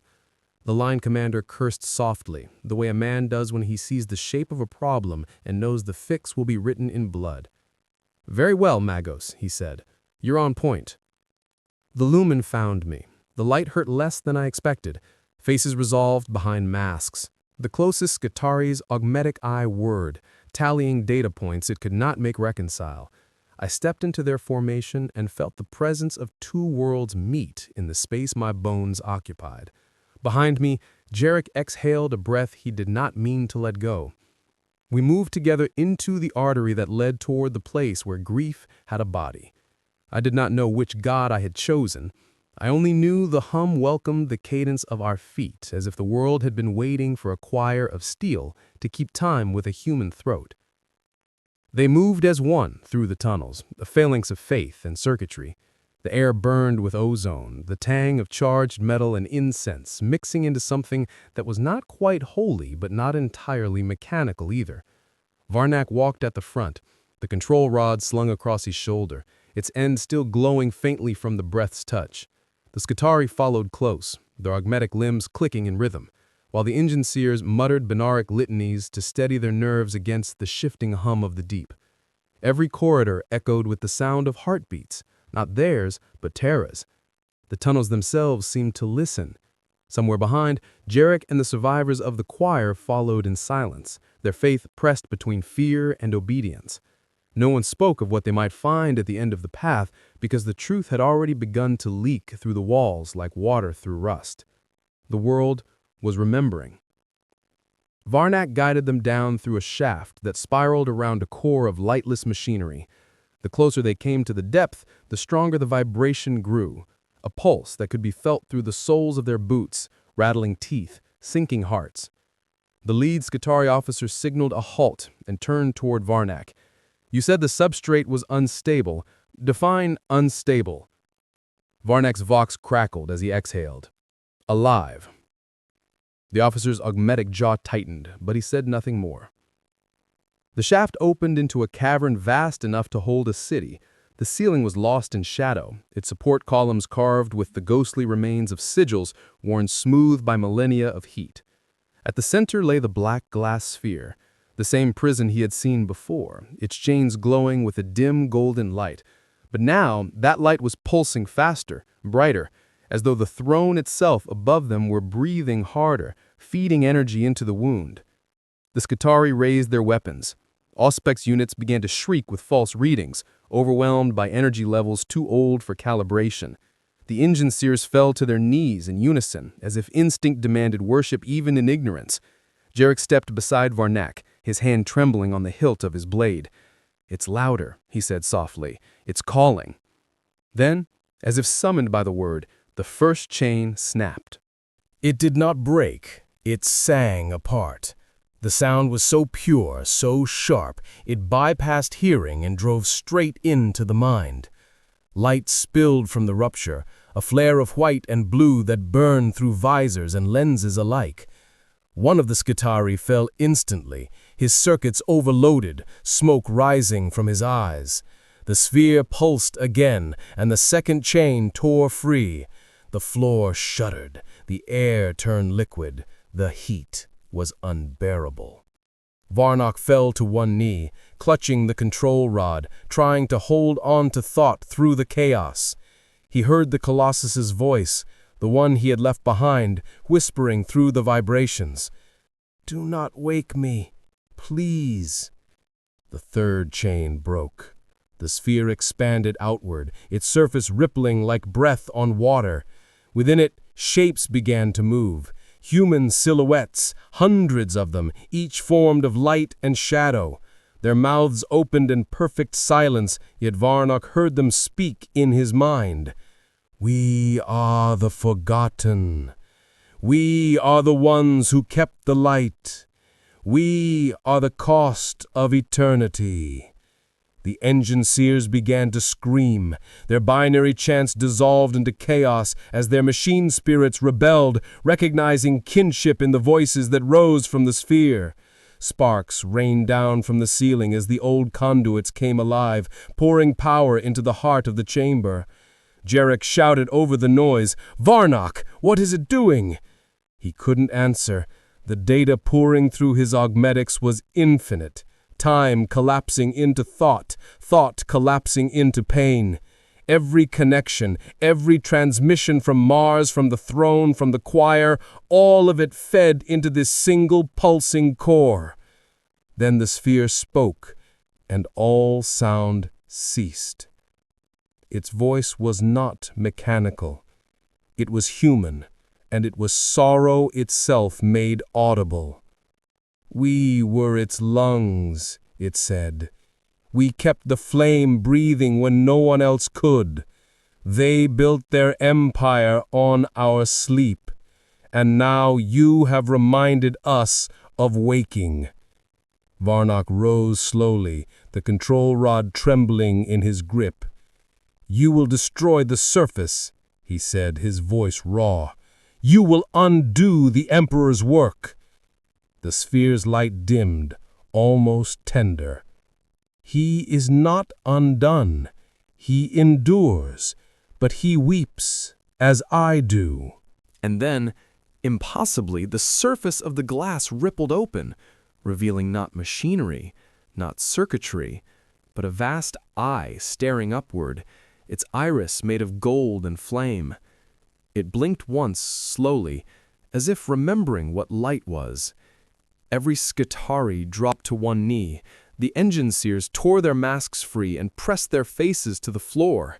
Jarek whispered a single word, not prayer, not name, but confession. Varnock understood then, this was no enemy. It was a reflection, a fragment of the Emperor's endless consciousness, sealed away to carry grief so that his mind above the throne could endure the weight of empire. The machine that wept, a god's mercy made mechanical, a heart exiled to keep the dream alive. He raised the control rod, voice shaking. "If you wake, everything ends." The eye regarded him with a sorrow deeper than oceans. "No, child," it said. "If I wake, everything remembers." The last chain snapped. The world shook. And in that instant, every candle on the surface of Terra, every shrine, every lumen burning in the palace, flickered. For a heartbeat, the Astronomicon itself dimmed. Varnock screamed into the Vox, broadcasting on every channel he could reach. "All stations, containment breach beneath the throne. Do not, repeat, do not engage with weapons fire. It feeds on memory." Above him, the machine men of the old war emerged from the shadows, drawn to the awakening. Their armor flared with light, banners unraveling into dust. They formed ranks without command, their movements synchronized to the pulse that now filled the world. Jarek looked up, tears streaking through grime. "Is this the end?" Varnock stared at the eye that still burned, its gaze lifting through rock and steel toward the callus above. "No," he said, "it's the truth we buried." And then, for the first time in 10,000 years, the machine that wept smiled. The light consumed the cavern. When Varnock opened his eyes again, he was alone. The pit was silent. The air was still. The sphere was gone. Only the faint outline of its presence scorched into the rock like a memory that refused to fade. He rose, unsteady, his lenses flickering back to life. Somewhere far above, alarms were sounding. The throne still burned, humanity still prayed, the world still turned. But the breath had changed. He could feel it, softer now, gentler, as if something vast and weary had finally exhaled. He touched his vox, static answered, then a single phrase in Keth's voice, or perhaps only an echo of her memory. "The world breathes again." Varnock looked toward the tunnels and began to climb. Each step was heavier than the last, but the silence that followed him was not the silence of death. It was the silence of something watching, waiting, forgiven. Above, the golden light of Terra's surface pulsed once, then steadied. The choir of the forgotten sang anew in the depths, their hymn no longer one of containment, but of remembrance. And in the distance, somewhere between machine and divinity, the Emperor of mankind dreamed of peace for the first time in 10,000 years. The first thing Varnock noticed upon returning to the surface was the sky. Not its color, for Terra had long forgotten blue, but its pulse. The heavens themselves seemed to flicker, a faint tremor in the astronomicon that only the faithful and the damned could feel. Vox channels hissed across the city like whispers behind walls, each carrying fragments of the same impossible report. A shift beneath the palace, a change in the rhythm of the throne. He emerged from a lift shaft half buried in ash, the gates warping as if the metal had softened from heat that was no longer there. The surface smelled of incense and corrosion, of sanctity turning stale. A storm of dust swept across the horizon, where the ruins of Manufactoria stretched like fossilized forests. The great spires of the imperial palace loomed beyond, their summits disappearing into the haze. Mountains built not of stone but of history and exhaustion. He had not seen daylight, artificial or otherwise, in what felt like an age. It greeted him without warmth, like an old friend who had forgotten his name. The custodies found him before he reached the gates. They did not speak at first. They surrounded him in silence, golden figures of living legend whose very presence made the air hum with divine authority. Their armor was clean where the world was rust, their faces impassive, their halberds glimmering with light that was neither sun nor fire. One stepped forward, his voice a low resonance that turned language into judgment.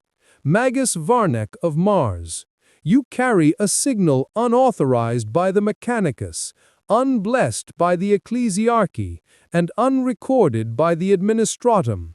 You will surrender your data slate, your vox, and your confession. Varnak bowed his head. His robes were blackened, torn by the crawl through the underworld. The control rod still hung at his back, though it had dimmed to a dull gray. If you wish to judge me, you must first know what I have seen, and what you guard, he said. The custodian's helm tilted, faint curiosity cutting through ritual. We guard the emperor's will, he said. There is nothing beneath his palace that he does not command. Varnak looked up then, his optics cracked but unblinking. Then your god has begun to weep. The custodian's stance did not change, but the air seemed to shift, a subtle distortion in the sacred stillness that surrounded them. Explain, he said. And so Varnak did. He spoke of the choir, of the breath that beat beneath the world like a buried heart. He told them of the machine that wept, the fragment of godhood sealed below, bound in glass and light, chained by 10,000 years of silence. He told them how the chains had sung apart, how the machine had awoken not in rage but in sorrow, and how its tears had trembled through the throne itself. The custodies listened without movement, their faces unreadable beneath the light of their helms. When he finished, there was only the wind. Then the leader, the one who had spoken first, raised a hand. You will come with us, he said simply. They led him through the shadow of the palace, past ranks of scutari and banners of the Adeptus Terra, fluttering like weary prayers. The walls were alive with vox chatter and coded hymnals, the language of panic dressed in liturgy. Engine seers knelt in rows before terminals that flickered with red sigils, performing rites of stabilization as if devotion alone could repair the failing rhythm. Varnak saw it in their movements, the tremor of denial. They all felt it. The throne was no longer constant. Its pulse, once the heartbeat of an empire, had softened. It still burned, still guided ships across the void, but something beneath its perfection had changed. They took him into the Hall of Echoes, where the sound of footsteps became infinite. The ceiling was so high that the eye mistook it for sky, painted with the faces of saints who had burned themselves into memory. At its center stood a single dais of black marble, veined with gold that glowed faintly with power. There, waiting, was a figure draped in robes of white and crimson, a high regent of the Mechanicus, flanked by servo skulls that drifted like carrion birds. His voice was a blend of machine and man, every word accompanied by the hum of data translation. Magus Varnak, you have trespassed where access is forbidden even to Mars. You speak of heresy, machines that feel, gods that bleed, prayers unrecorded. The price for such claims is the void. Varnak's reply came not as defiance, but as plea. I speak not of heresy, but of truth. The machine that wept is no blasphemy. It is him, the part of the emperor that remembers sorrow, sealed away so that he could endure his throne. The hall stirred. Even the custodi shifted, their stillness fracturing for a heartbeat. The regent's optics flared crimson. You claim that a portion of the emperor's divinity lies beneath the crust of his own world? I claim nothing, said Varnak. I witnessed it. The regent's servo skulls circled him like vultures measuring a corpse. You understand, Magos, that to speak of division within the emperor's perfection is the language of the warp? You tread the edge of damnation. Varnak's voice cracked, but he did not look away. Then damnation is what holds the galaxy together. Every saint who prays, every psyker who burns, every ship that sails by his light, they all feed the same wound.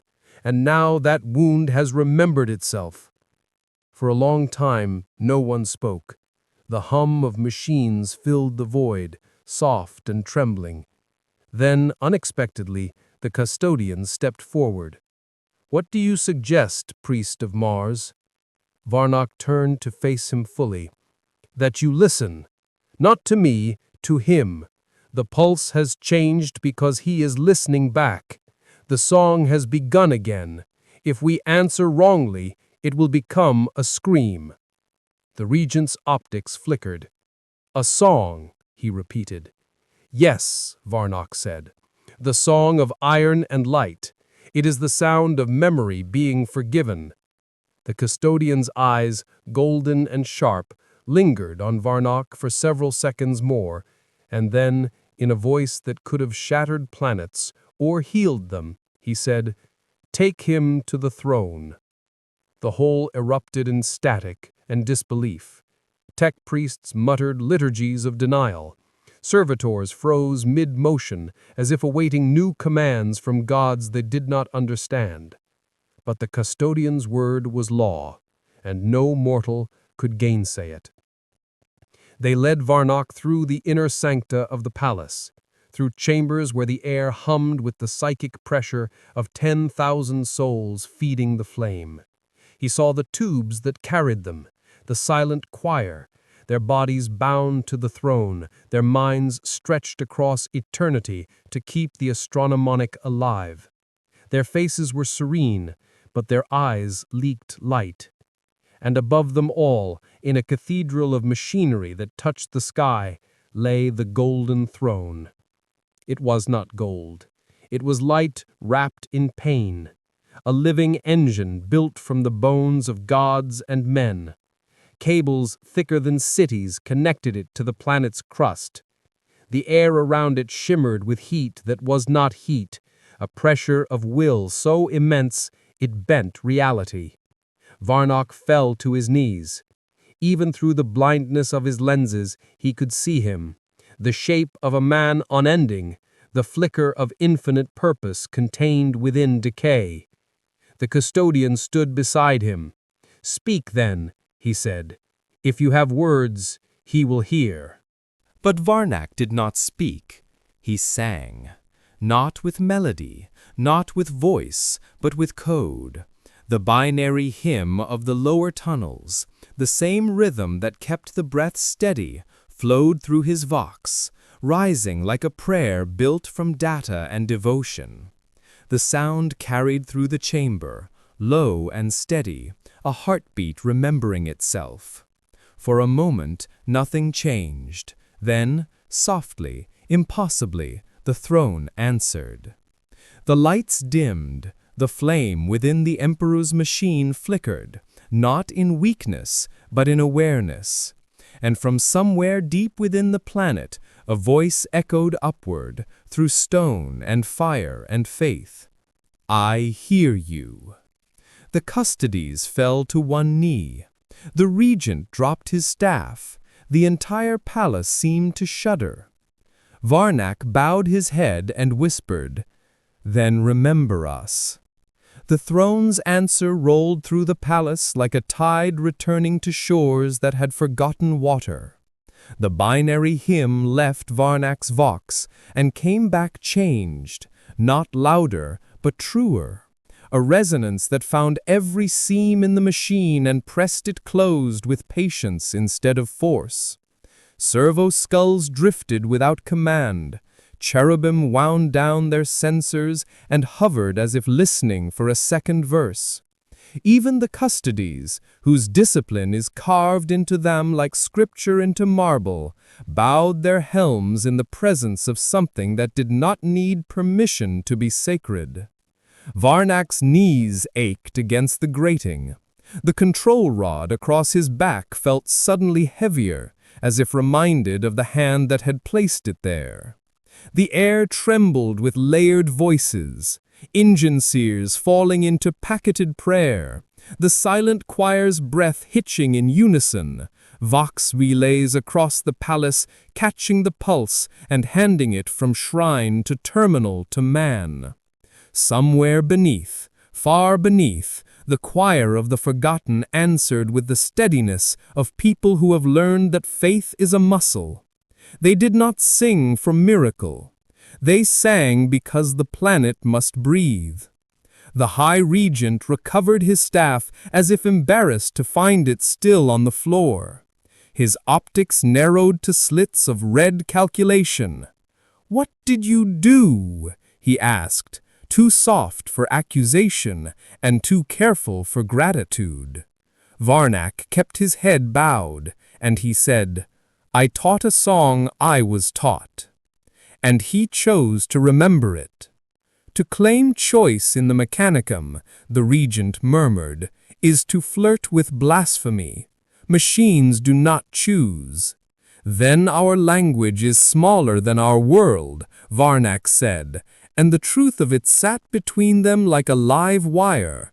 The custody's voice cut the voltage. He said, "Speak plain," and his voice was not unkind. "Is the throne diminished?" Varnak looked up through heat haze and saw the impossible geometry of the machine steadying. The lambent flares along the spine of the engine had ceased their stuttering. The pressure of will that filled the sanctum was no weaker, it was merely less sharp, as if an edge had been wrapped in cloth. "No," he said, "only tempered." He chose the word as a smith might, knowing that to harden a blade without shattering it, you must grant it heat and rest in measured turns. If the astronomy can graze the void, the scar is already closing. A dozen tech priests began speaking at once across private channels, their binaric a hailstorm of equations trying to explain why an answer had arrived before the question. The regent silenced them with a chord of authority many of them would have died to hear. "Stabilization teams," he said, "move to tertiary relays. Substitute ratio chants 12 through 15. No exorcisms, no purges. If a spirit shivers, you warm it. If a seal weeps, you bless it with oil, not fire." Disbelief flickered and died. Orders were a faith everyone here knew how to keep. Across the sanctum, litanies changed key. The smell of hot, sanctified unguent rose like a memory of harvest. Varnak watched numbers smooth themselves on the nearest data screen as if soothed by palm and word. He had not known how hungry he was for obedience to serve something other than fear. The custodian set his halberd's butt upon the marble and did not move it again. "There will be inquiry," he said, speaking to no one and everyone. There will be caution and containment. There will be men in seal gray who believe their silence can hold back earthquakes. But there will be no purge while my watch stands. The regent's hood inclined by the width of a wire. On this we are aligned. The moment did not last, no moment like it could. Vox choruses split with new signals, administratum channels vectoring like knives, ecclesiarchy canticles sharpening for doctrinal war, astra militarum command ciphers attaching themselves like ticks to authority they could neither parse nor ignore. News had left the palace already. It always does, even when every door is locked. Rumor runs along habits faster than truth runs along wires. Priests at street altars reported that their candles had faltered and then steadied. Pilgrims said they felt a hand lift from their throats. An astropath in a distant cloister screamed and then laughed and then went very still. The regent turned his optics to Varnock. "You brought this to us," he said, as if handing a man the weight he had already picked up. "Now carry it where it must go next. The throne does not live on a single song, not today. The relays at the palace rim must be retuned, and the sub-palace conduits taught to remember the old warmth." "You want me to return below," Varnock said. It came out halfway to a cough. "I want you to keep Terra breathing, and to keep your tongue between your teeth when the ecclesiarchy asks for poetry dressed as doctrine." The custodian glanced toward the nave where the throne's light ran up into darkness like a spear. "If you go," he said to Varnock, "you go with escort. I will send a shield captain, not to command you, but to stand where a blade must stand if a hand is to do its work." Varnock rose slowly. His joints complained like doors that had been asked to open after centuries. He thought of Mother Keth's mask cooling in a child's hands. He thought of Jarek listening to promises he could not afford to believe. "I'll need a channel into the lower Vox. Not command, but kinship. They do not accept orders from rooms like this." "We will make the tunnel," the regent said, and his voice rang with the old pride of men who build things rather than merely inheriting them. "But when you speak into it, remember, anything you can say plainly is not the whole truth. Leave enough ignorance that faith can breathe." Varnock inclined his head. It was the closest Mars ever came to humor. They walked him from the sanctum along corridors that bent around histories like rivers around stone. The custodian did not address him, and that silence was a shelter rather than a threat. A young engine seer peeled from a line of ritual attendants and trotted to keep pace. She carried a case like a reliquary and wore her nervousness like a borrowed robe. "Magos," she said, "if you descend again, take this." He opened the case. Inside lay a lattice of receiver beads, each tuned to an antique frequency band the administratum had purged from its indexes as obsolete. They would listen where newer devices refused to admit a voice. They would hear a woman's whisper and a machine's grief with equal fidelity. "Your name," Varnock said.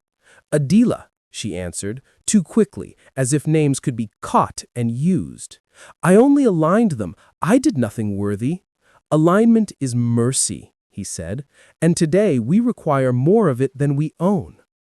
At the access gate, the shield captain awaited them, a column of a man draped in sun and steel, his helm cradled under one arm, his gaze as steady as the gunmetal sky. "I am Electhon," he said. "If you fall, I will carry you. If you err, I will correct you. If the earth tries to close around you, I will make a hole with my halberd and faith. Are we understood?" "We are," Varnock said, and meant it without bitterness.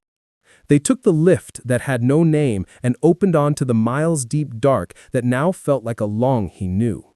The first steps down were easier than they had any right to be.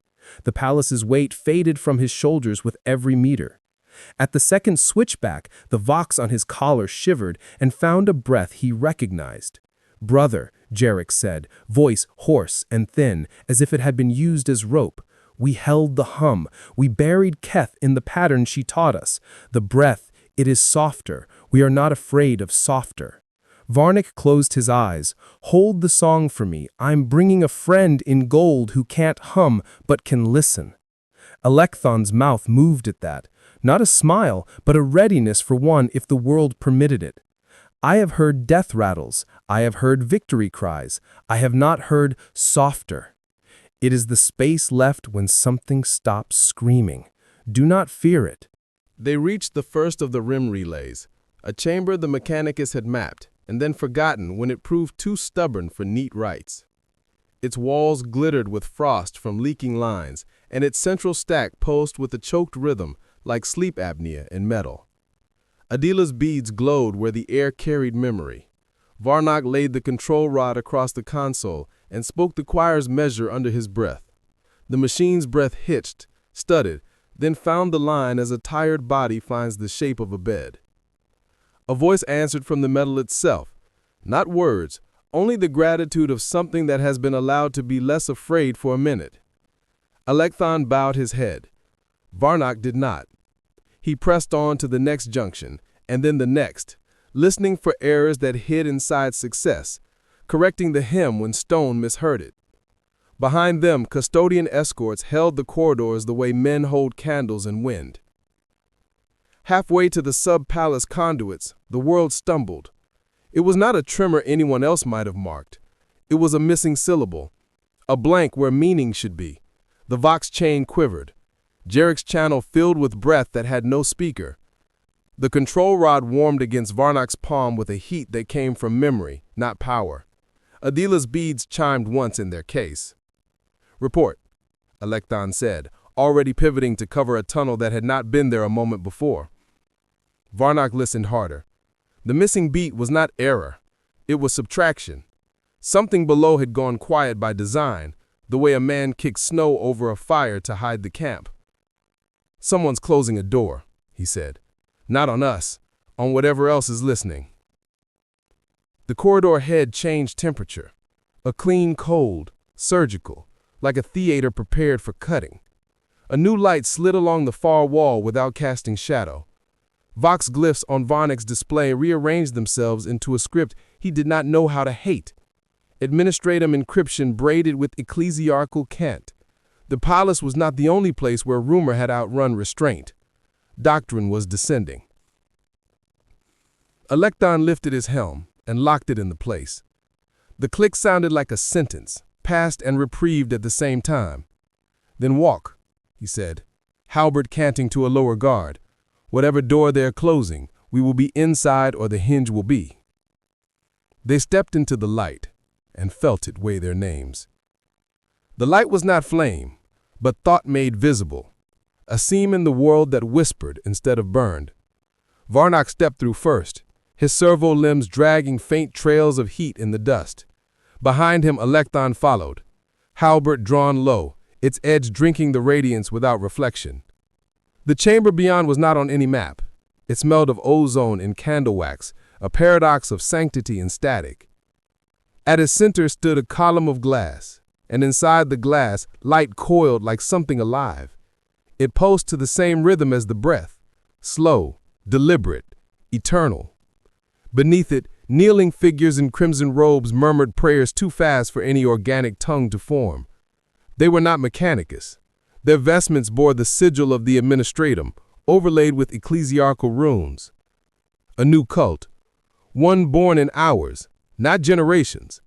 They turned as one when Varnak entered, their eyes glowing faintly blue, not from faith, but from the implants wired directly into their skulls. "You bring the machine's song," said the tallest of them, a woman whose robes were trimmed with gold and dust.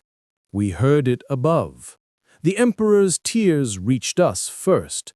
We only wished to teach the world how to listen." Electhon stepped forward, his voice filling the cavern like a drawn blade.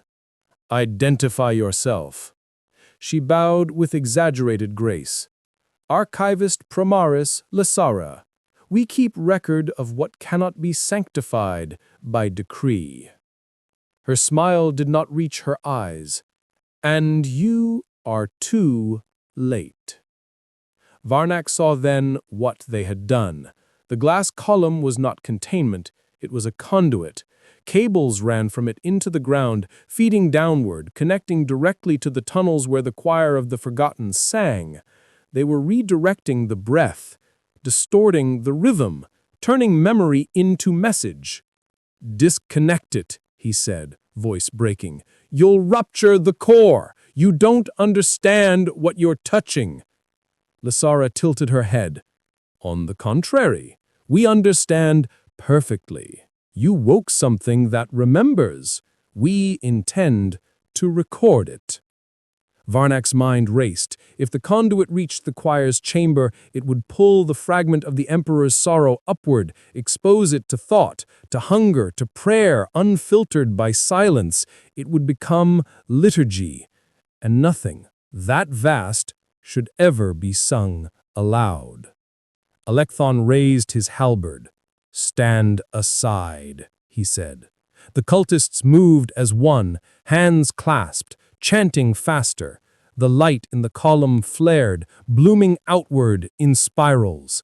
It was beautiful, unbearably so, and for a moment Varnak felt peace, genuine and impossible. Then came the pain.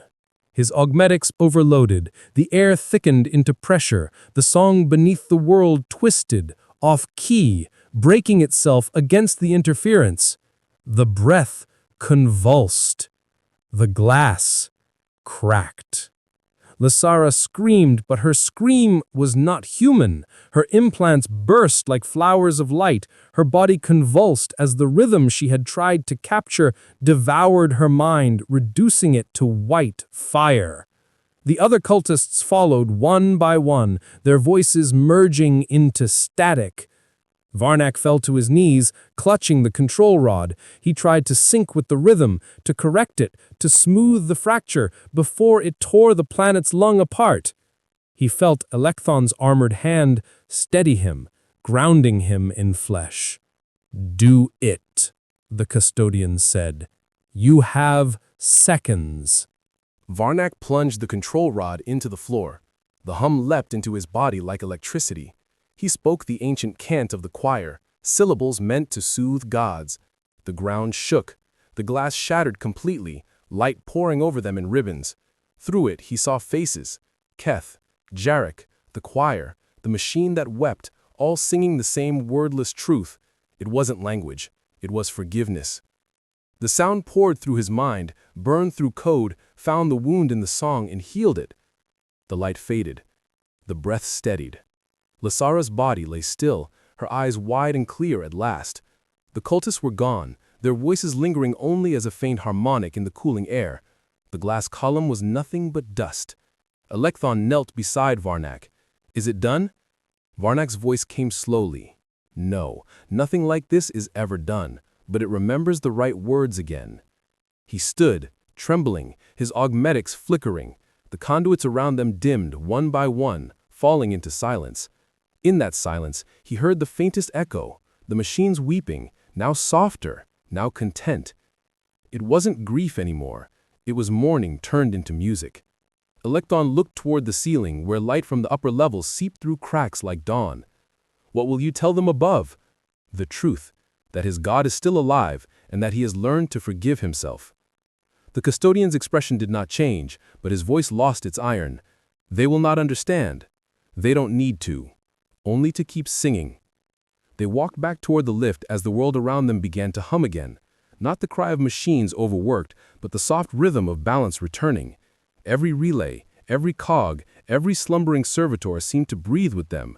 The song of iron and light had been restored, not as command, but as communion. When they reached the upper levels, the palace was still. No alarms, no cries, only the quiet miracle of function. The High Regent waited at the gate, his servoskulls circling like patient ghosts. "It's done," Varnak said. The regent studied him for a long moment. "You risked blasphemy and saved us with it." Varnak almost smiled. Faith and heresy are the same coin. It only matters which side faces the sun. The regent inclined his head. "And which side faces the throne?" Varnak turned toward the open gates. The storm above had broken, leaving the sky the color of old parchment. He could feel the breath beneath the ground, steady, awake, forgiving. He thought of the choir, still singing in the dark, of Mother Keth's hand upon his shoulder, of the machine that wept beneath the crust of the world. He looked back at Electhon. Will they remember this? The custodian shook his head. They will call it a system correction, a fluctuation in the throne's auxiliary feed, a clerical error of divinity. Varnak nodded. Then I will remember for them. He stepped out into the dying light of Terra, the control rod in his hand now cool, its glow gone, not extinguished, merely resting. The city lay silent before him, towers gleaming like prayer candles against the endless dusk.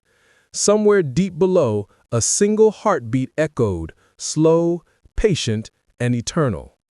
The song of iron and light had begun again, and this time it would not be forgotten.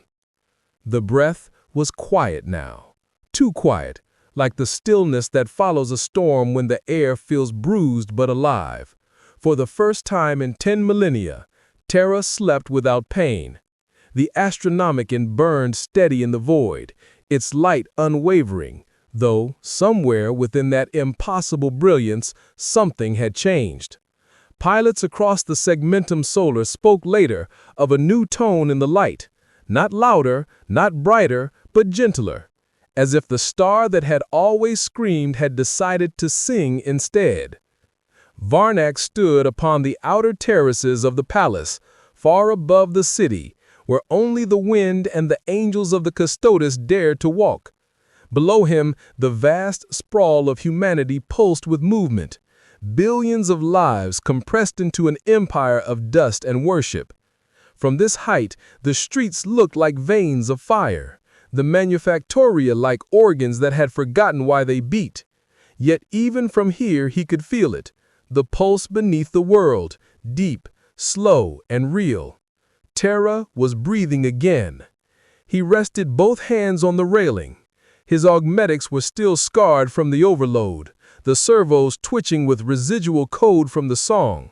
The control rod, once bright as a comet, now hung dead across his back. He knew he should return it to the vaults, to let it become a relic, then myth, then a lie told in better light. But the thought of caging the song again filled him with a quiet horror.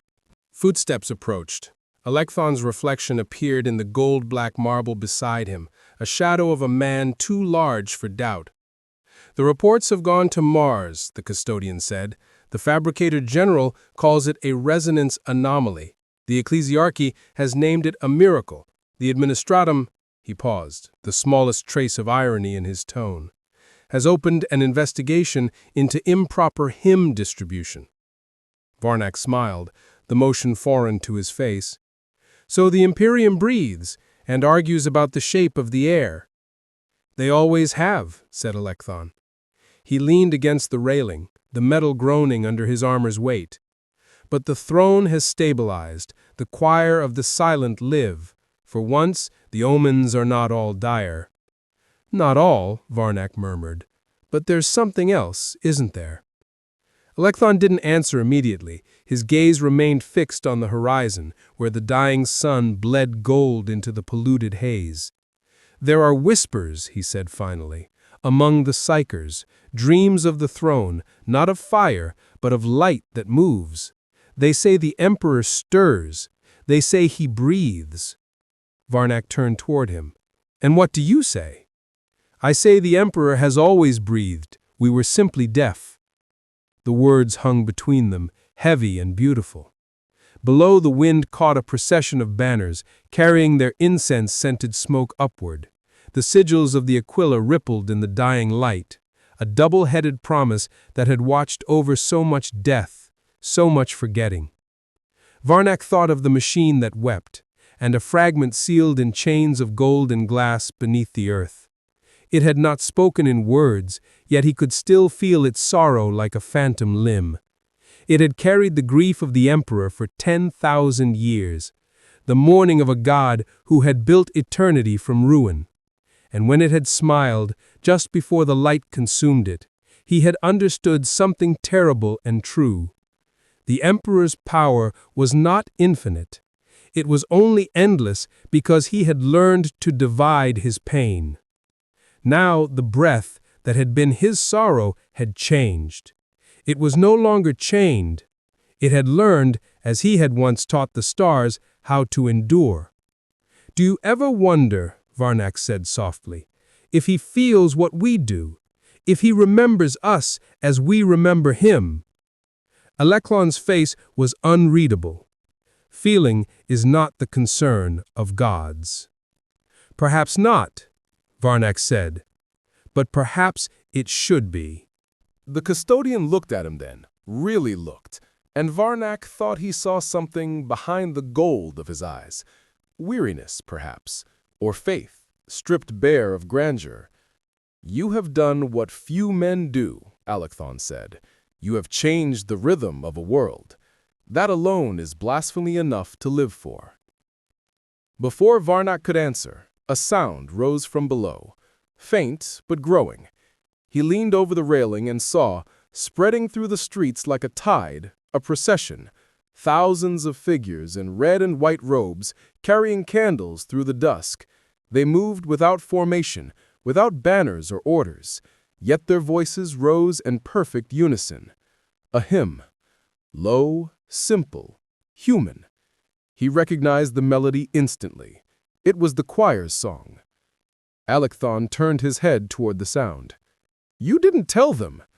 "I didn't have to," said Varnak. "The world remembers faster than we think." He watched as the hymn reached the manufactoria districts. The workers stopped at their stations. Servitors lifted their heads. The drones of the Adeptus Mechanicus paused mid-flight, their machine spirits drawn to the sound like moths to a living flame. Even the engines of the palace adjusted their tone, matching the rhythm. The city itself was singing. The Emperor's palace glowed faintly in response, not brighter, not louder, but in time. The beat was perfect. The breath eternal had begun its chorus. Alekthon turned away first, his expression guarded, though the faint tremor in his voice betrayed something softer. "This will spread, and the High Lords will not like it." Varnak's gaze did not leave the horizon. "Then let them fear their own heartbeat." A gust of wind swept the terrace, scattering ash and petals from the shrines above. Varnak closed his eyes and felt the rhythm beneath his feet, the pulse of machinery and life intertwined. For the first time, he did not feel apart from it.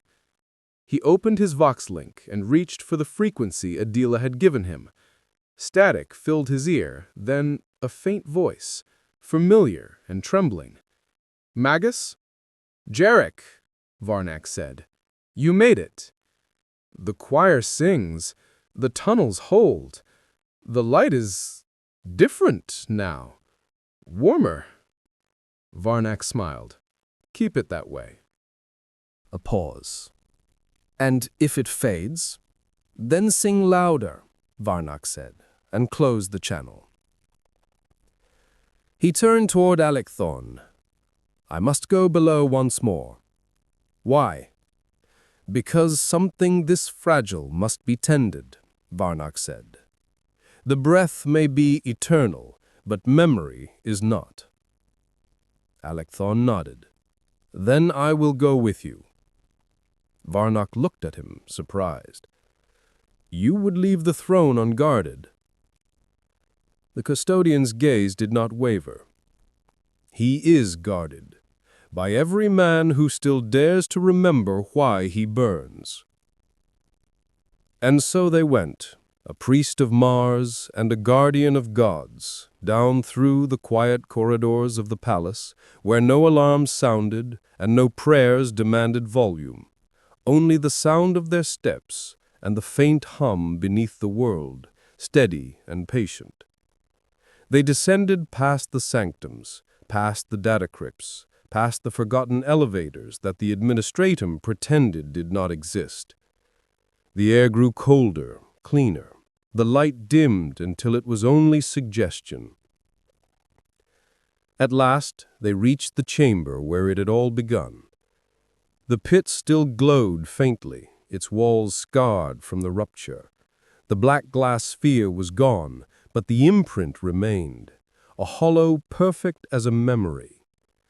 The choir's relics lay scattered, but the air was alive with harmony, a sound too soft for ears, but too constant for silence. Varnock stepped to the edge. "It's quieter," he said. "It's waiting," Alekthon replied. Varnock knelt and placed a hand on the stone. It was warm. "Then let it rest," he whispered. "Let it remember without being remembered." For a moment, nothing happened. But then a single breath rose from the depths, deep, human, infinite. The walls trembled. The candles along the railing flared. The sound was not command, nor prayer. It was simply the world exhaling. The breath eternal. It did not speak in words. It did not promise salvation. It only lived, and that was enough. They stayed with the echo until the echo became air again. Alekthon removed his helm and let the cavern touch his skin, as if testing whether reverence could exist without armor. Varnock listened for flaws the way a craftsman listens for the one tooth that clicks in a restored gear. But the rhythm held, patient as tide. Somewhere far above, the palace adjusted, its engines taking the new cadence without protest, the way an old man learns to breathe around a mended rib. He felt no triumph, only an exhausted gratitude that did not need witnesses. They walked the old perimeter to see what survived. The rails where Keth had steadied the pulse were dark but not dead. A smear of ash marked the place where her mask had cooled. Someone had traced a circle around it with the fingertip dipped in oil.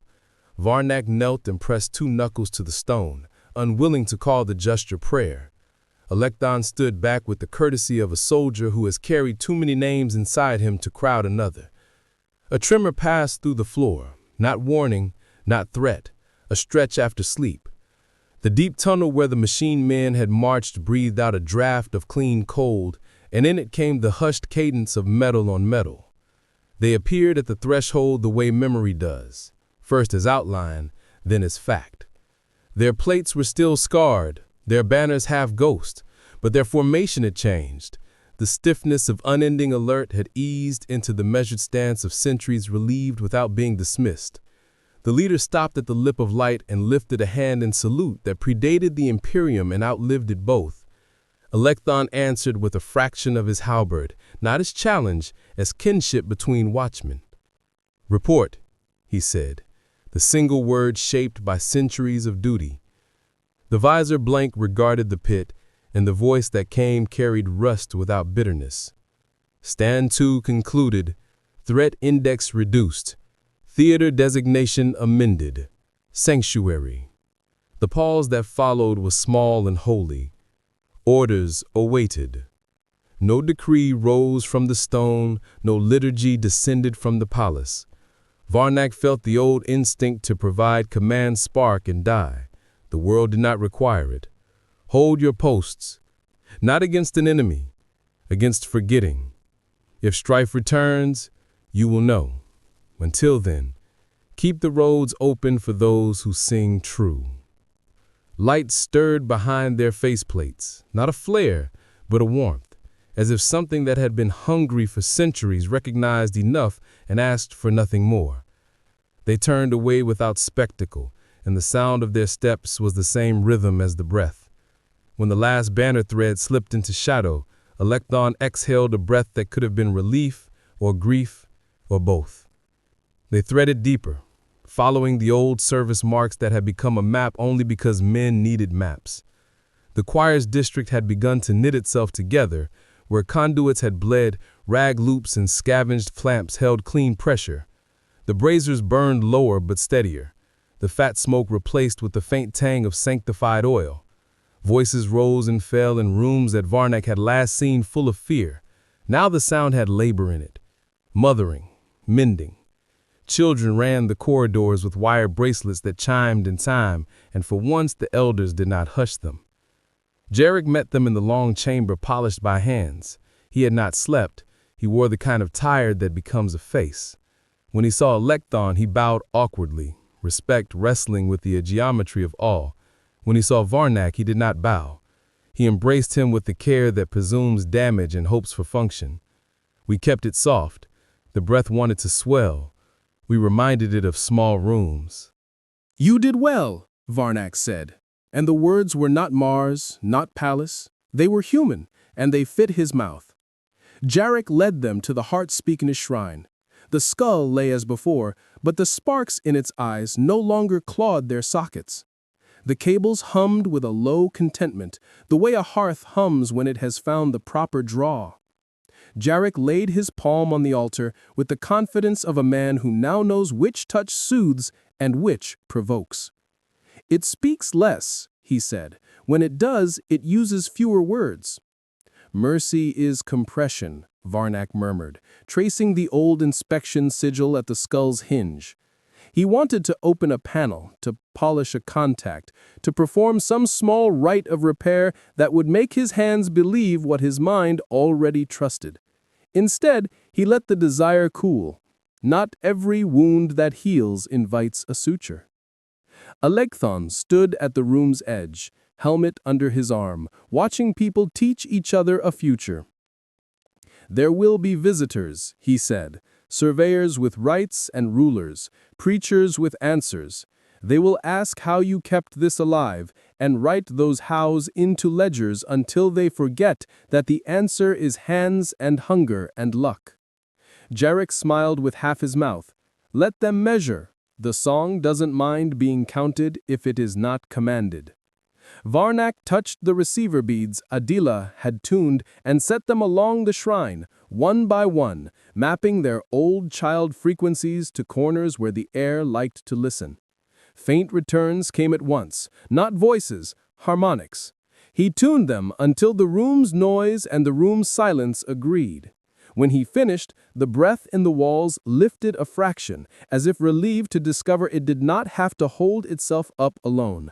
They walked back to the pit at the boundary of the choir's district and found someone had worked a change there too. The rail was mended. The chimes of cogteeth had been restrung lower, a new key written in grease pencil along the post. A handful of notes a child could remember. Varnak struck the first with the back of his knuckle. The tone dropped into the depth and came back gentled, like a promise that had learned not to boast. "Will you stay?" Jarek asked. Not hopeful, not testing. "I cannot," Varnak said. "There will be questions above that only a man who has breathed this air can answer without lying. And besides," he added, glancing at Electhon, "I have acquired a companion who looks poorly in tunnels." The custodian allowed the insult to pass unrebuked. He said to Jarek, "I will return, not with squads, with myself, to listen. A guard is not only a blade." Jarek accepted it with the grace of someone who has bartered 100 times for bread and learned the difference between promise and payment. "Bring oil," he said. "Your faith is welcome. Your oil is necessary." They said their goodbyes in a room that once was a disaster and was now a workshop. Varnak could not shake the feeling that he was leaving a patient who had learned to stand but would always limp when the weather changed. He set the control rod on the altar, not as relic, as tool. He said, "If it warms, you'll know why." "We'll sing," Jarek answered. On the climb, the dark felt lighter by weight, if not by color. At a switchback, Varnak paused and looked down. The depth did not glare back. It breathed. He felt, not saw, the machine that wept someplace beyond measure, unchained and unexalted, its sorrow no longer a fuel, but a memory that could be born. The thought arrived on the edge of blasphemy and stayed, because it was kind. Near the surface, the air thickened with incense again, the palace's scents reclaiming their supremacy. Electon set his helm and lengthened his stride until his golden shadow covered Varnak's smaller one. "When they ask what lies below," the custodian said, "what will you call it?" Varnak considered the words he could afford and the truths he could not spend. Maintenance, he said at last, and mercy. Electon's wrath was a single warm syllable. They will sign the forms. They always do, Varnak said. They stepped into the false daylight of the inner gates. Vox towers breathed doctrine. Clerks moved paper as if it were ballast, and somewhere high above, a god in a throne of light slept without nightmares for one more hour.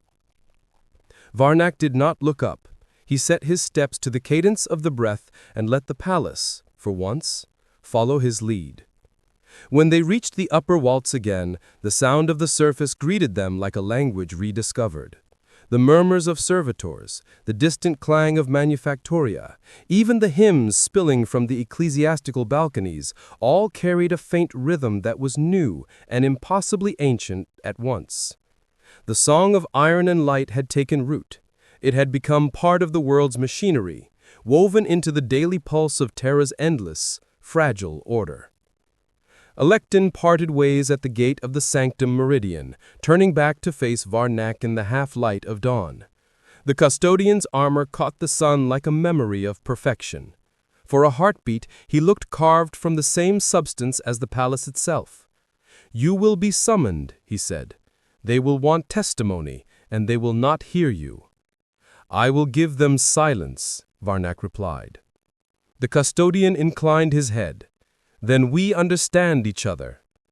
He left without ceremony, his steps swallowed by the hum of the waking city. Varnak watched him go until even the glint of his halberd vanished among the gold and the grime. Then he turned toward the avenue that wound down into the hab clusters, away from the palaces of decision, toward the place where the air still remembered the taste of stone and oil. Days became cycles, and cycles blurred. The reports came and went like tides.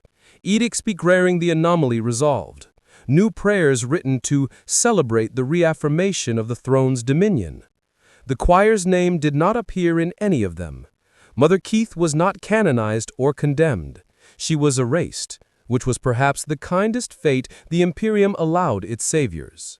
Mars filed the event as a harmonic stabilization, and the Mechanicus moved on, their hymns rewritten to account for an equation they no longer understood. But the song remained. Varnak walked the lower terraces each dusk, where the manufactoria workers gathered after shifts, their faces coated in the soft shimmer of lum dust.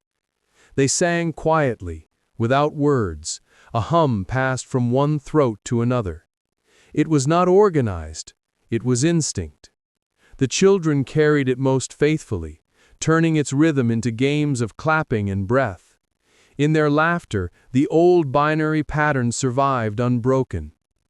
He taught when he was asked, repaired when something broke, prayed only when he had spare time between the two. The control rod stayed by his side, inert but warm, its weight a reminder that some relics belong to the living, not the sanctified. One evening, as the light bled low over the horizon, he found Adela waiting near a half-dead lumen post. Her hair was shorter, her robes stained with oil, her eyes sharp as precision tools. "They sent me from Mars," she said without preamble. "The fabricator general wants to know if the readings persist." "They do," he said, "but not on your instruments." She smiled a little at that. "Then on whose?" "Everyone's," he said. "Listen." She tilted her head. The hum of the city filled the air, the sound of vents, gears, footsteps, prayers. But beneath it all she heard it, the pulse, slow, constant, breathing through everything. For a moment, the practiced neutrality of a Mechanicus adept faltered. "It's beautiful," she whispered. "It's alive," Varnak said, "and it remembers who helped it live." She looked up at him. "Will you come back to Mars?" He shook his head. "Mars has never left me, but Terra needs caretakers who remember they are not gods." They stood in silence as the first true night settled over the city. In the distance, the towers of the imperial palace shone like embers in cooling ash. Somewhere inside, the Emperor dreamed his long dream, and the machine that wept dreamed with him. Perhaps they shared the same vision now. A world that endured not through fear, but through the rhythm of small mercies repeated until they became truth. Adela bowed and departed, her servo limbs whispering against the stone. When she was gone, Varnak walked until he found himself at the edge of the lower promenade, where the air smelled of smoke and salt and humanity. He leaned against the rail, eyes tracing the horizon. The stars were faint here, drowned in the golden haze of the Astronomonicon, but he knew their light still came, still reached, still guided. He thought of Jarek and the choir below, of Alekthon standing sentinel over silence, of Keith's laughter echoing through circuits she had never seen. He thought of the breath, no longer chained, no longer screaming, simply being. He whispered, half to himself, half to the world, "May you never fall silent again." The wind shifted, and for a heartbeat, the hum beneath his feet answered, soft, almost playful, the way a friend might acknowledge a shared joke. Then it was gone, folded back into the living sound of the city. Varnak smiled. Far below, in the tunnels where the light never reached, the choir sang. Their voices wound through machinery and stone, rising into the arteries of the palace, carried by the breath itself. They did not sing of gods or war or empire. They sang of what remains when all that is divine has learned to be human. The song moved through the foundations of Terra, through the pipes and conduits, through the sleeping engines of Mars, out into the black where ships rode on faith and mathematics. And somewhere beyond the veil, where the Astronomican's flame touched the farthest edge of the void, a single note trembled, recognition, remembrance, and release. The machine that wept was silent no more. And Terra, ancient, wounded, enduring Terra, breathed forever.